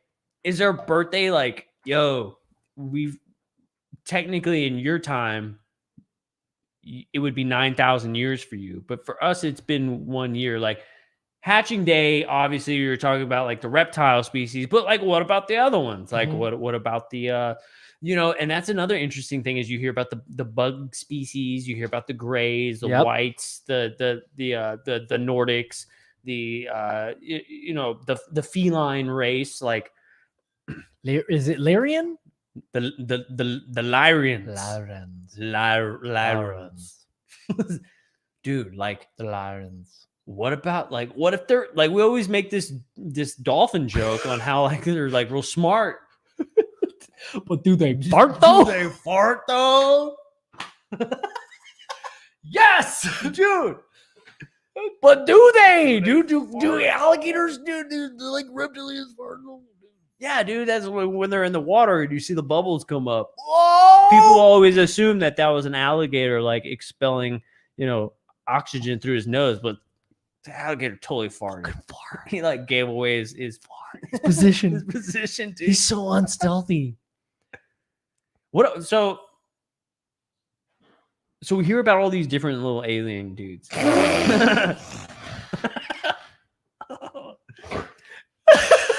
What about? Wait.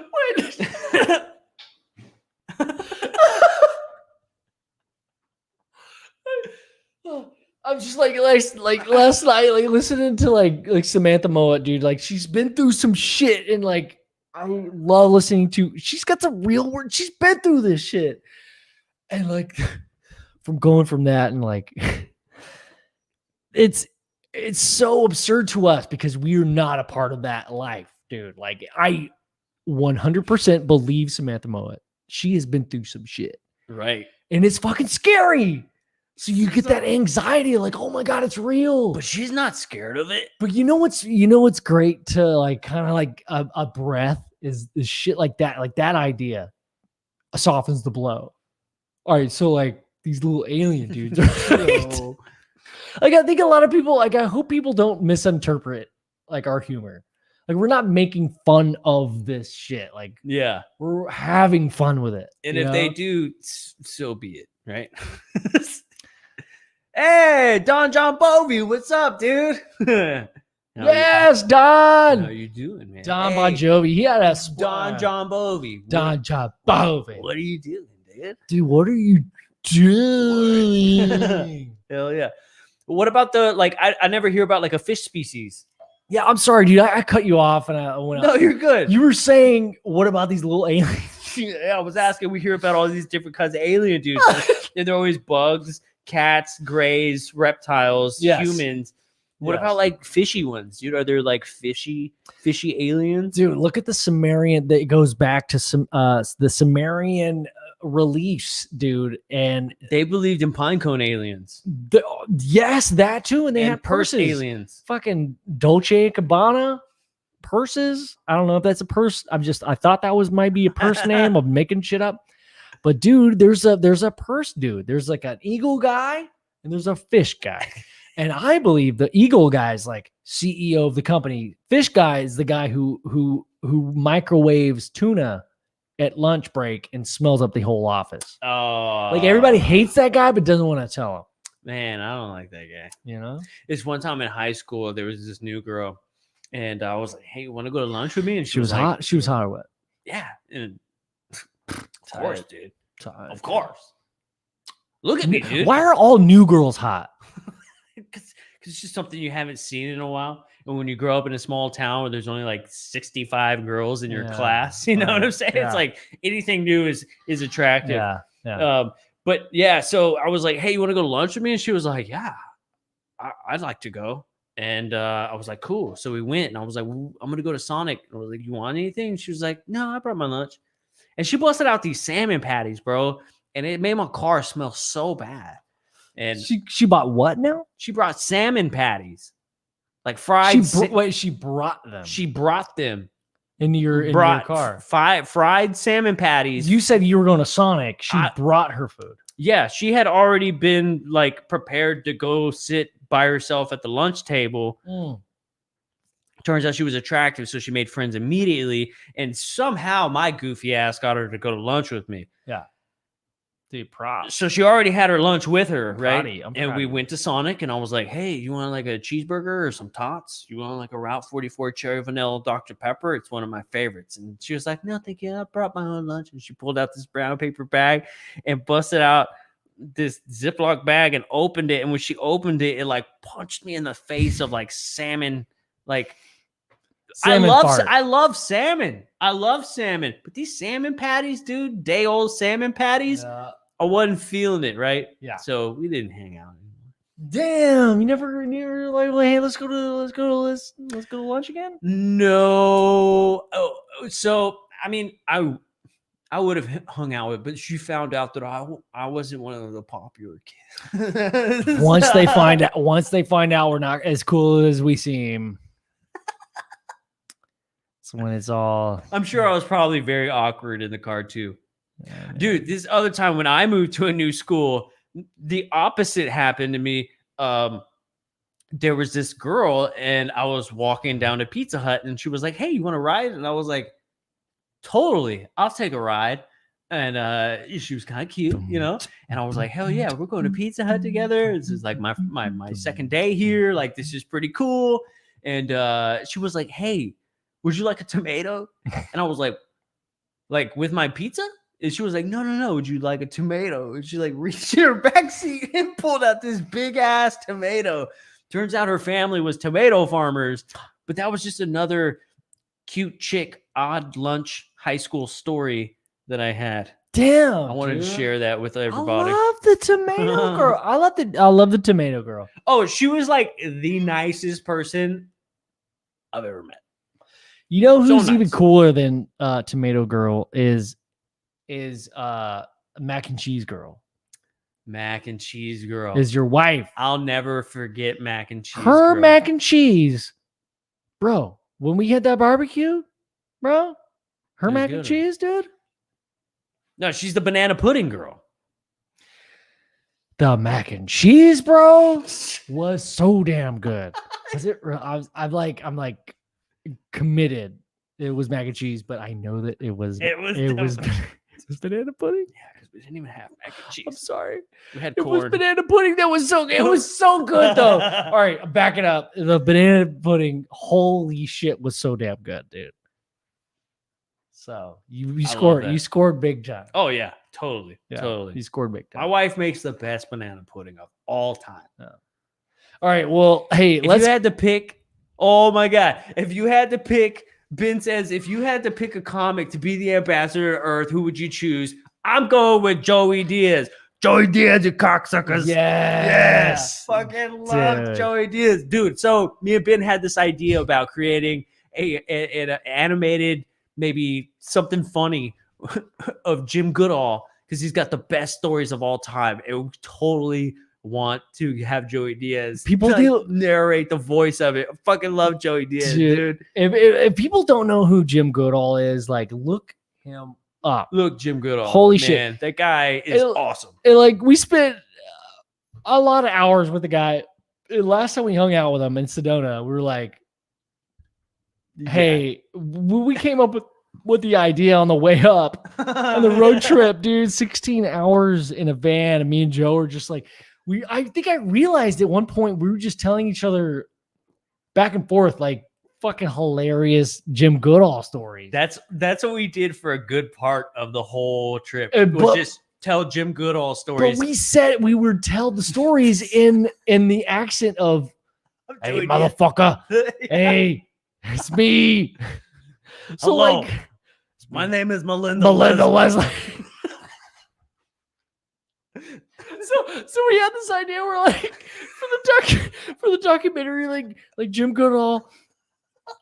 It's not even him. It's just me and Joe, like an overdub, and we are playing all of the people that are a part of this documentary. Who, I mean, oh my gosh, We had the idea with the credits where it was like Melinda Leslie, played by Jim she Goodall. played by Jim Goodall. Lorian Fitton, played by Jim It's Goodall. me, Melinda Leslie. Hey, Me, Lorian I'm Fitton. Lorian Fitton. But it's like Jim Goodall is like, we've done like really like huge background work where he does like overdubs where like it matches up perfectly with like how she says it. Yes, dude. But like it's kind of like it was so funny to us, but To like me, I think it's probably 1 million, maybe 2 million maybe 2 million. that have actually, Contacted. They consciously understand what's going on to them, to understand what's happening to them, to what the ETs are doing to them, To communicate with them. But like but like just the idea is so we would never do this, but it was like it's just funny. It was so hilarious, dude. It's one of those things where like you're riding in the car with your buddy, you're like trying to think of like you're thinking of like outrageous shit. That's I wake up, I'll like try to go to sleep at night lately, and I'll like start giggling to myself thinking about that idea, dude. So this was a 50-floor building. So me and my business partner, we can't tell that joke. We cannot. But Jim, he did say that we have access. I mean, he said we could tell the stories if we wanted to. Yes. I mean, Theo Vaughn would be a funny one too. I love Theo Vaughn. That dude's hilarious. Yeah. Rodney Dangerfield would be pretty good for sure. For sure. I'd like to hear man, I wish Patrice O'Neal was still alive, man. That dude was hilarious. I love Patrice. What the fuck? What do you mean? Patrice O'Neal. That fool dead When? for like years, bro. I just saw. You just showed me a video of him. Yeah. But I mean, that was a long time ago. That's fucked up. Yeah, I know. Why would you do that? Well, because he's funny. I just feel bad that I didn't know that. You probably sit here and watch videos of Nikola Tesla, and that dude's been dead for fucking ever. What? What? Hey, I think Nikola Tesla is about to make a comeback. Not like the Kardashians, but he's about to come back bigger in a real way where like people are going to realize the shit that he figured out with Wardenclyffe, the wireless, the Wi-Fi electricity, the wireless transmission of electricity and the connection between that and the pyramids. I mean, do you think about that a lot at all? Because I think about that a lot, man. I want to figure it out. Think about it, dude. Below the Great Pyramid of Giza is an old aquifer of water. Like water used to rush through that bitch constantly.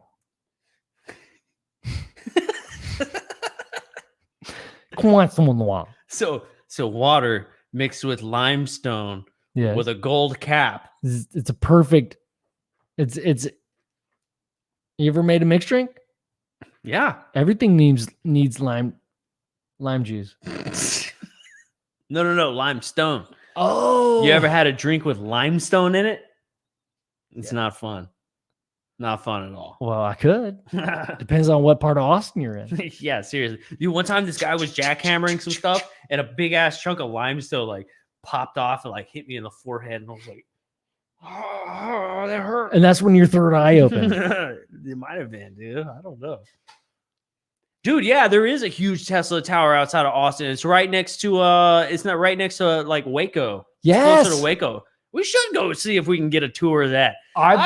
We should do a tour. I've got some good photos of it. Yeah. Every time we dude. visit Jess's parents, I take a good photo of it. I've got some great photos. Every time I go, I take a good photo. I do. How many good photos of it do you have? I just got a lot of good photos. How many That's angles what I'm do you saying. have? That's what I'm saying. I have good photos from the highway.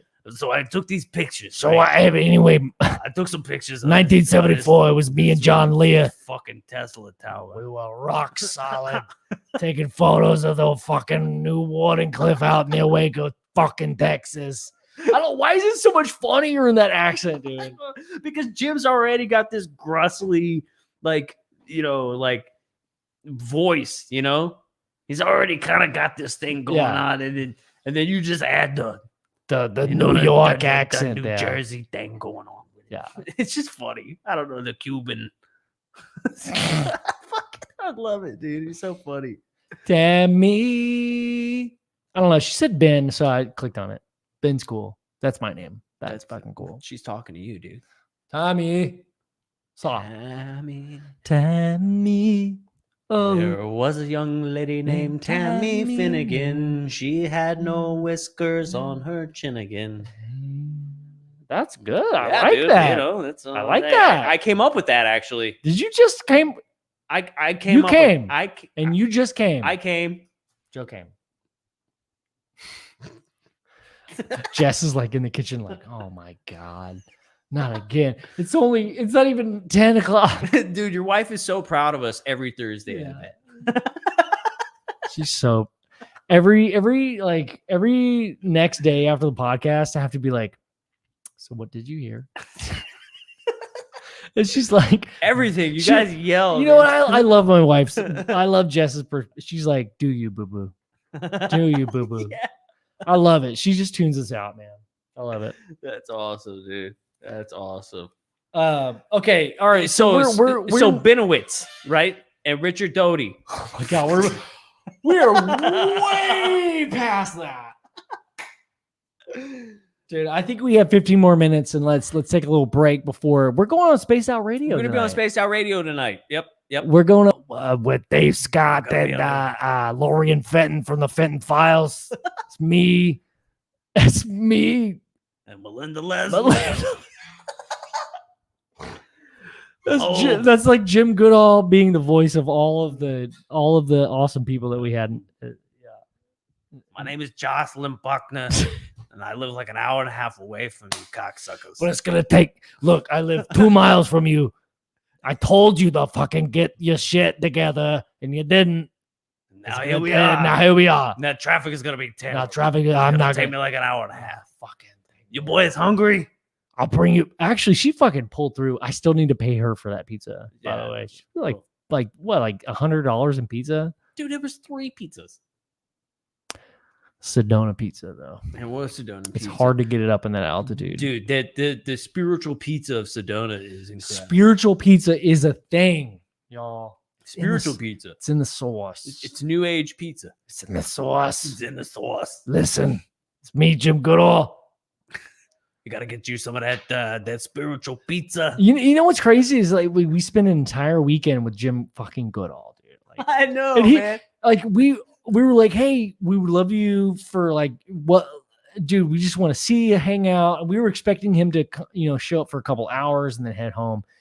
He fucking just chilled with us the whole weekend. It was amazing, dude. Yeah. It was amazing. It was so dope. Dude. He's such a cool ass guy. So man. dope. I love that.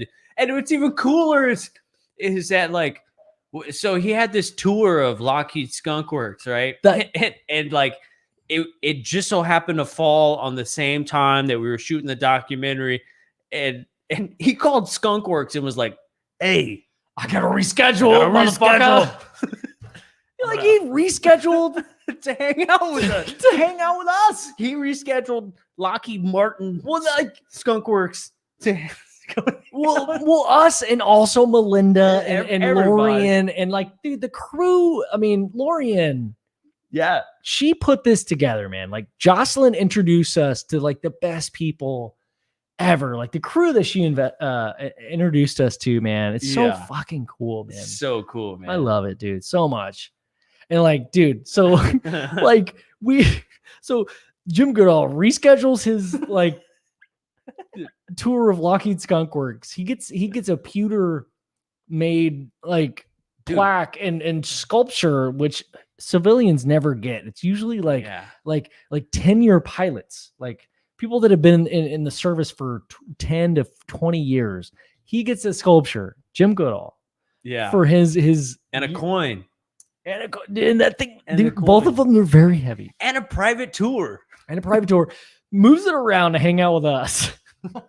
Like, just bullshit with us for a weekend. And then, yeah, dude, like, that was such a great weekend in Sedona. Like, Melinda, bless her heart. God, she just made that whole experience. Like, Jocelyn put this get together, all these like-minded people together, got the community together in Sedona, met some amazing people. Took us out to Bradshaw Ranch. Melinda, took us out to Bradshaw Ranch, had her like night scope vision goggles, and we saw some crazy shit, man. Yeah. Holy Absolutely. shit. We went out to Bradshaw Ranch at midnight, bro. That's fucking crazy.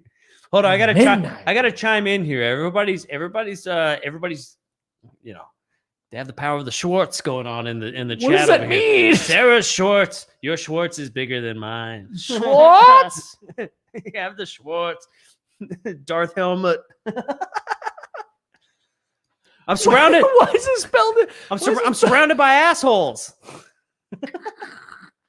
Yes. And who is this guy? He's an asshole, sir. Is everybody an asshole around here? Yes. Great. I'm surrounded by assholes. Look at this. Listen, D, I don't want you to catch you eating that Subway garbage anymore. You're a Jersey Mike's guy now. Standards, people. Jersey Mike's is pretty good. It is superior to Subway in the absolute way. Their Philly cheesesteak, Jersey Mike's Philly cheesesteak, is superior to Subway in every aspect. Is it better than Jimothy Jonathan's, dude? Jimothy Jonathan's has no competition with the Philly cheesesteak. Jersey Mike's has the fucking monopoly on that shit. Do you think Jersey Mike's is better than Firehouse Subs? What sandwich are you talking about? Fuck, dude. Don't say the Philly cheesesteak. Bro, Philly cheesesteak. Philly cheesesteak, look. Hey, I've never had a Philly cheesesteak. Look, okay. Somebody was like, you want a Philly cheesesteak? And I was like, no, I want a cheeseburger. Yeah, this is your answer to every meal offer. Hey, do you want to do you want some salmon with some rice? I'd rather have a cheeseburger, but I'll take it. That's your answer. I mean, yeah, I'll eat it. But do you like Firehouse Subs? I don't know if that's just the Texas thing, but dude, their meatball sub is fucking phenomenal. It's pretty delicious. But I do prefer the Jersey Mike's Philly over Firehouse. So where Firehouse lacks, Jersey Mike, which we go back way back, takes up for it. Did you ever great sandwich? Both great sandwich places. Did you ever eat at Texadelphia? No, what is that? Dude, Texadelphia was dope. It was like Schlotsky's, which is also dope, right? But it was really good. Fucking love Schlotsky's. Schlotsky's is the shit. Dude. Silly name. Serious sandwich. There you go. You get it. Banana Bowie. Don John Bowie, was that you last week that was like, Rick Moranis is the shit? I totally agreed with you because, yeah, John Bon Jovi was fucking, dude, what the fucking jokes, dude? Val says, I'm from Philly. Tread lightly. Hey, you're from Philly. I get that, yeah. Do they call it a Philly cheesesteak in Philly, or is it just a cheesesteak sandwich? Is it already implied that if you're getting a cheesesteak sandwich, it's already a Philly cheese steak sandwich? Yeah. Or do you guys still call them Philly cheesesteak sandwiches? They just call them they call them down south time after 6:30 and 6:35 p.m. Where's the best Philly cheesesteak sandwich in Philly? Great question. We'll wait. Just silence. We're Fucking waiting, man. we're waiting. Answer the question. That's right. Just to see. No, Val Rhodes not. It is. It's more than a cheese. Have you had one? It's just a cheese. So goddamn. It's so damn I'd like a good. local municipality sandwich. Does that mean that you want to? Does that mean that you want a jail sandwich? Because jail sandwiches are not cool at all. What does that mean? Local yeah, it's like a foot bologna sandwich, man. It's like when you get in the drunk tank and they're like, "Fucking eat it." Dude, there was this one time when I went to jail. JP, what's the question? Yes, yeah, that we're all lost on that one. Dude, this one time I went to jail and they brought us food and it wasn't my fault. Never is. I've never met an innocent man in jail. All charges were dropped. But yeah, so I went in there and there was this dude from Louisiana and he was not happy at all. He was like punching the brick wall and he was like taking his shirt off and he was like, I'm gonna fight everybody. I'm gonna fight everybody up here. And I was like, this is a little scary. And I have a roll of toilet paper for like my fucking pillow right now. Like this sucks. Like it was such bullshit. Do they give you your own? No. Like I was just lucky enough to be like one of the first ones in the cell. So I took this like a little roll. Selfish. Fuck, man. What? I gave it back. I'd be mad at you too. Hey, I gave it back because that's frowned upon. But there was like this. I'm so pissed off at you, dude. There was like this big old black dude in there. He was like huge. And I was like, fuck. And I was sitting there and like I'm eating like I'm eating my your breakfast. toilet paper. I'm eating my breakfast and like everybody else is eating their breakfast. It was like this little round slice of ham with some like syrup on it. And then they gave us like these veggies and then like a piece of cornbread. And I was sitting there, and this dude was freaking out, and he was punching walls and stuff. And I'm sitting next to the big guy, and I'm like, I'm just gonna sit right here because if he gets wild over here, this big dude's gonna just like body slam him. And so I looked over at the big guy, and I was like, I gotta make friends somehow. How do I make friends? And I looked at him, and I was like, Hey man, you want to eat your cornbread? Did you say it like that? Yeah. And he looked at me, and he was like, I don't know if you can get away with saying it like that. I did. And he was like, yeah, I'm gonna eat my cornbread. I was like, you ain't gonna give me that cornbread? And he started laughing. Like he started laughing his ass off. He was like, are you being serious right now? And I was like, no, I'm so tired. That is kind of a funny thing to say. Yeah. And so I was like, but do you want my cornbread? And he was like, hell yeah, I want your cornbread. And so so I gave him my cornbread, and I was like, all right, well, if this guy gets crazy, you got my back, right? He was like, man, you're hilarious. Yeah, of course I got your back. So we just like became friends. That's a pretty genius way to approach that. Like, are you gonna eat yours? And then like, no, you can have mine. And now he's like, he owes you something. Yeah. And like, all right, we're cool. Okay, love that. It was only for like, I was in there for like 14 hours. The alien part is coming. This UFO alien. Oh, okay. Well, that depends. I mean, is being abducted like being a prisoner? Is it like being in jail if they don't let you go? Aren't you in jail? What do the aliens feed you? Do they even feed you? Do they shove tubes inside of you? Well, I know that they know that all humans enjoy cornbread. Cornbread? Cornbread? Cornbread is enjoyed by every single human being, so that's probably what they're gonna serve. But if we're bringing it, okay, let's say our last remarks. I want a little break before Dave's. We're going on SOR at 11, so if we got a long night, if y'all are listening to us right now, come back and we're gonna be on the Space Out Radio show. Dave Scott, check it out, Space Out Radio at 11. So I think we maybe a little break. I want to break. I want to eat some food. Honestly, I might make some fucking cornbread, dude. I'm fucking starving. But like, okay, so circling back and all the topics that we've talked about tonight, if here's my question, Joe. Yes. Tomorrow, man, what time do you think they're gonna make an announcement, if anything? Oh, that's the thing I was thinking about at the very beginning of the show that I was like, I had this point and I can't remember it. I remember it now. Yes. You know how they talk about crises come on the weekends? It's like late on a Friday, usually. Late on a Friday. Tomorrow. So- Late tomorrow. That's when it's going to happen. So you think it's me like 5:30? Probably. People are on the way home from work. The people that matter most, the majority of the people, right? Like that actually have to fucking drive somewhere. There are a lot of people, don't get me wrong, that work from home. I work from home. I'm not excluding myself from that. But Joe, yourself, you drive, you fucking work your ass off. There's a lot of people out there that have to fucking drive home at 5:30, 5 o'clock. And they're not allowed to be a part of this thing that's going to be live on the news. I'm interested to see what's going to happen, dude. If it fucking pops on, what time is it? Central or Eastern time? What? That's it? My name's what? Bonjainem. Yeah. Anyway, so I was there and the girls were like, my leg hair and everybody's having a good time and I'm glistening. But dude, like the 5 p.m. I'm not getting a laugh out of you at all. I'm like, okay, I should stop. I should stop. I'm listening to your. All right, so I'm trying to see how long you're gonna go. All right, well, almost done. Thanks for letting me go. Because you were like, okay, we got to take a break, and then you did like this Joe Biden impression.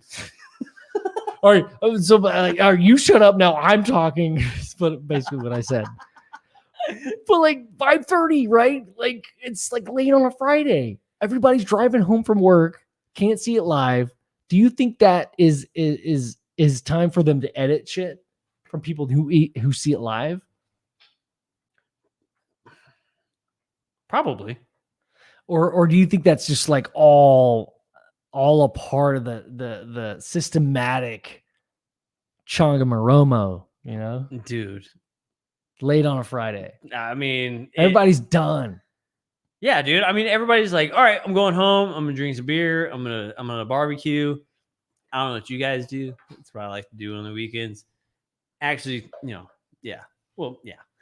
And I think it's gonna be a weird, I don't know, it's like a weird timing. Like, why isn't there like a press conference like on a Wednesday or a Monday at like 2:00 or something, Yeah. I don't know, dude. I don't know. Are they going to announce it at night when everybody's watching the news? Or are they going to announce it? Somebody said 5:00 is what he heard. I think maybe that was Val, maybe. So somebody said it. Why? So have you heard these concepts of the 3 days of darkness? Yeah. So there's this chatter among the community where Christ died on the third day he rose again.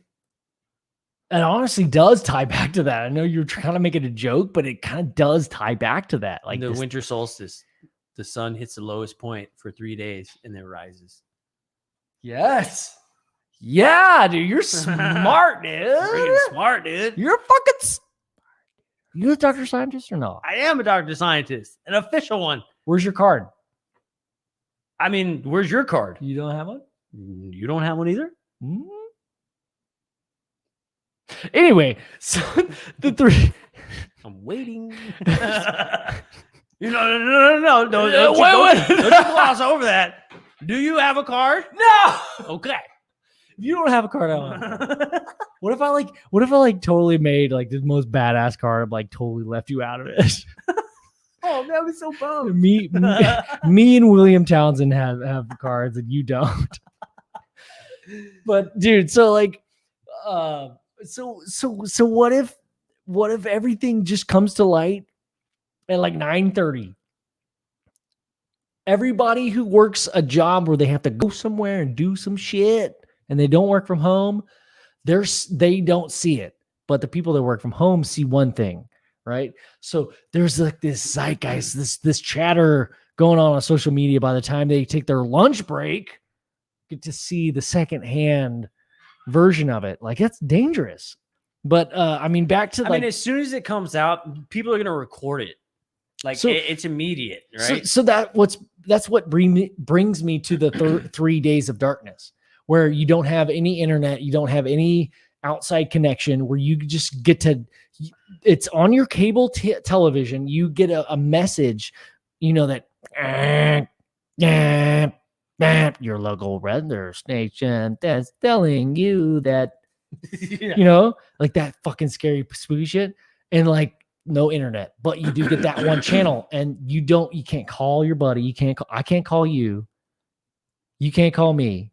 Bro, I know where you live though. I'll just come over. Dude, just come chill, dude. You the man are always invited, dude. That's what's up. We can swim. Dude, Y says, will Skinny Bob appear on CNN? Oh, I wish. dude. I wish. Dude. Skinny Bob is still my favorite mystery of all time. What if Skinny Bob showed up, but he had like a beer gut?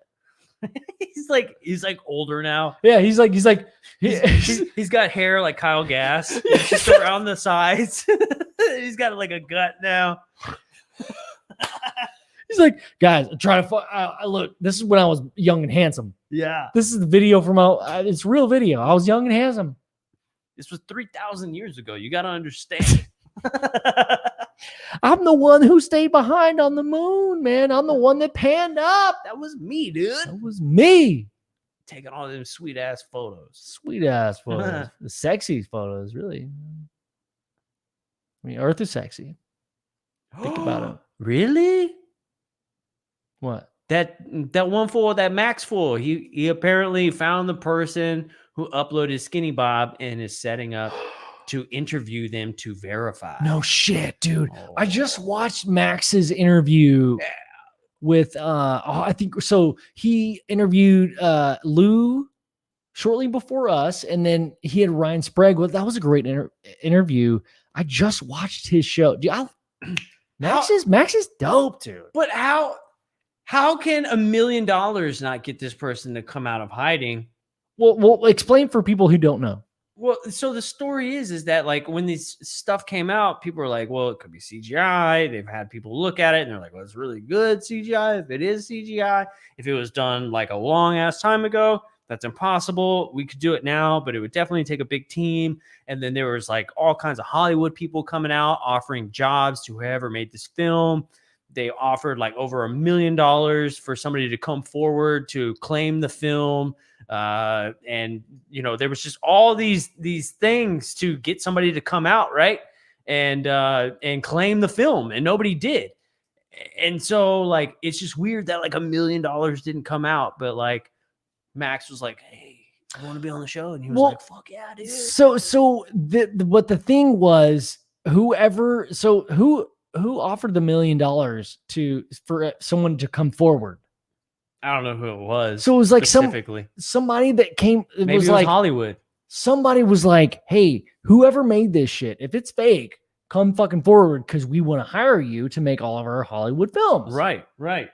Here's $1 million sign-on bonus. Just to say, yeah, exactly. Come out and we want you to make film for us. It's sign bonus, yeah. Like, look, we'll give you this, and then we'll pay you more to make our fucking DC films. And like, I'm cool. He's a beautiful human being, honestly. Thor, dude. I don't. He's buff. But dude, yeah, so it's just that's kind of strange to me. But I think it's cool. I'm gonna listen. So I want to hear the story, obviously. Yeah, this thing like, hey, come out and prove that you made this, and I'll give you $1 million. Never fucking happened. No one ever came forward. Something fucked up with that, dude. Yeah. Everybody wants $1 million. I agree. Max is killing it, right? Yeah. But like, I'm curious to figure out where the fuck like it all came from. Like who did it? It's either that the person who made it is like, holy shit, got the most dope secret. Yeah. And like he's just really talented CGI, right? Like JP, yes, it could be CGI. Absolutely. Actually, JP, was it you? Holy shit, it's JP. It was him. He did it. But like, imagine if you were the guy that was like that talented and like just wanted to like have a goof and you were just super fucking good at it. And now it's like for you to backtrack and say, that you made that shit up, it's like, what would that do? Like, does it hurt the community? Because like both you and I have been on record saying like, ooh, that's the most realistic shit I've ever seen.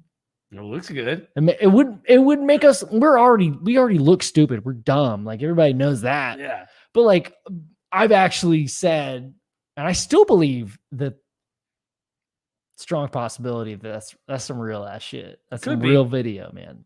It's possibility. JP says he can tell it's CGI. There's a lot of people who say that's totally CGI. I can tell it's CGI. And then there's people who work on CGI for a living, and they're like, "That's fucking good." Like, So I don't know, man. I don't know. Who knows? I'm not a CGI expert, so what would I know, right? Yeah. All I can go off of is based on what. Yeah. Even if Caleb, even if the person came out and said it was real, he would get trolled relentlessly saying that it was CGI. Yeah, but he'd have $1 million. He would have $1 million. So who cares? Yeah. Shit, yeah, dude. I don't know, dude. I don't know. Hey, all right, let's wrap it up. Dave Scott, we got an hour before we're gonna be on Spaced Out Radio with Dave Scott and Lorian Finn. Is she really gonna be on there? Yeah. Is she for real? I haven't heard from her. I've been trying to get a hold of her. She's hard to get a hold of. She's busy, man. She's so busy. Yeah. She's a hard worker. Dude, she's always doing stuff. I'm excited. Well, first every time we talk to her, she's like building a website or an empire. Up. Like, and she's building an empire right now. Sorry, I'm listening to you guys. I'm working as well. Oh yeah, the last time we had her on the show. Well, honestly, like I don't blame her for doing that. Last time we were on her show, it was like Melinda and Jocelyn, who are like, look, they're all great friends. They haven't probably talked to each other in a while. So they're just catching up. And Lorian knows the drill. She's like, I want to get some work done while this happens. Yep. Like you and I could have done the same thing. Like I could have answered some emails. But anyway, dude, like Lorian Fitton, guys, if y'all don't know about Lorian Fitton, oh my God. She's cool, man. The Fitton Files. Fitton Files. Check it out. She has her own radio show. It's fucking awesome. Yeah, dude. SOR. Everybody knows about SOR. Spaced Out Radio. Spaced Out Radio. Starts at 11. We're going to be on it. I'm probably going to say some shit that's dumb, and Joe's going to sound smart. And then,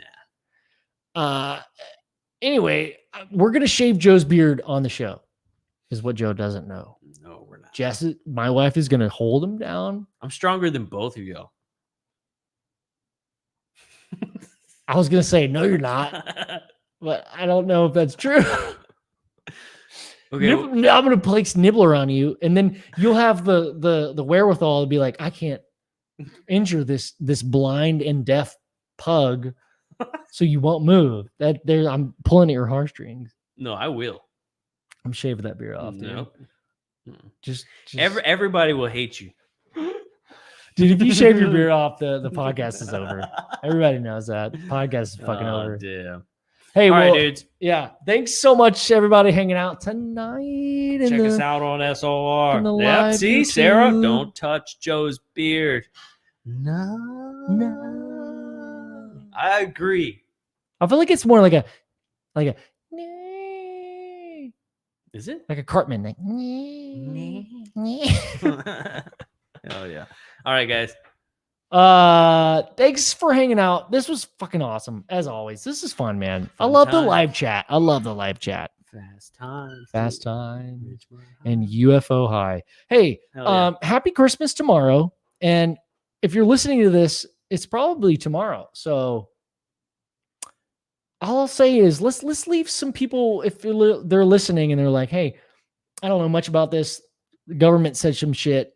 What can we leave people with? A little doodad of information, or maybe some positive reinforcement, or a little poop drop.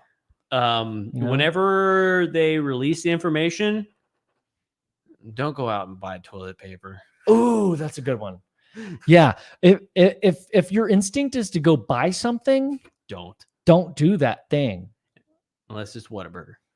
Because I'm gonna do it. Dude, Whataburger's dope. We're gonna celebrate tomorrow, dude. With what? Actually, shit, I might have to get a brisket. Oh, fuck yeah, and dude. celebrate tomorrow. Are you working tomorrow? Yeah. Why didn't we buy a brisket tonight and we could start tonight? I don't even know. Maybe I'll just get some ribs.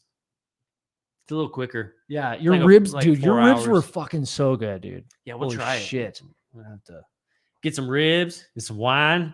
We might have to get together tomorrow, dude. Might, dude. Are you busy? Get a little bit of smoke and a whole lot of wine. I'll tell you what, if it Yeah. ain't about time. Hey, I'm a big fan of Hank Williams III. If you guys are into that stuff, check him out. Hank Williams III. If you never heard of him, it's pretty badass. It's black grass. It's like, I don't know. It's hard to explain. Just listen to it. It's cool. Hell yeah, man. It's like anarchist country, fucking bluegrass, hick ass shit. I love it, dude. Rock and roll.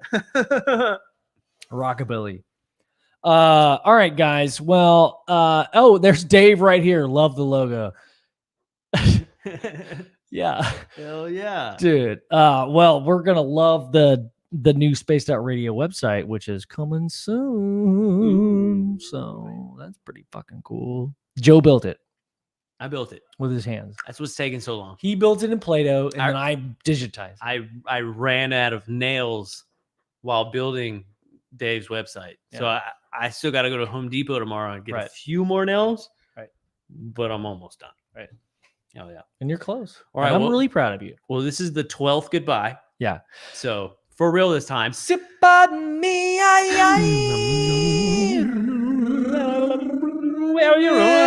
This has been another episode of UFO Garage. Talk to you, well, here in a little bit on Spaced Out Radio. Talk to you later. Bye. Peace. Bye. Oh, this hand. It was a very aggressive laugh, like ha ha ha. Oh. Oh. Oh.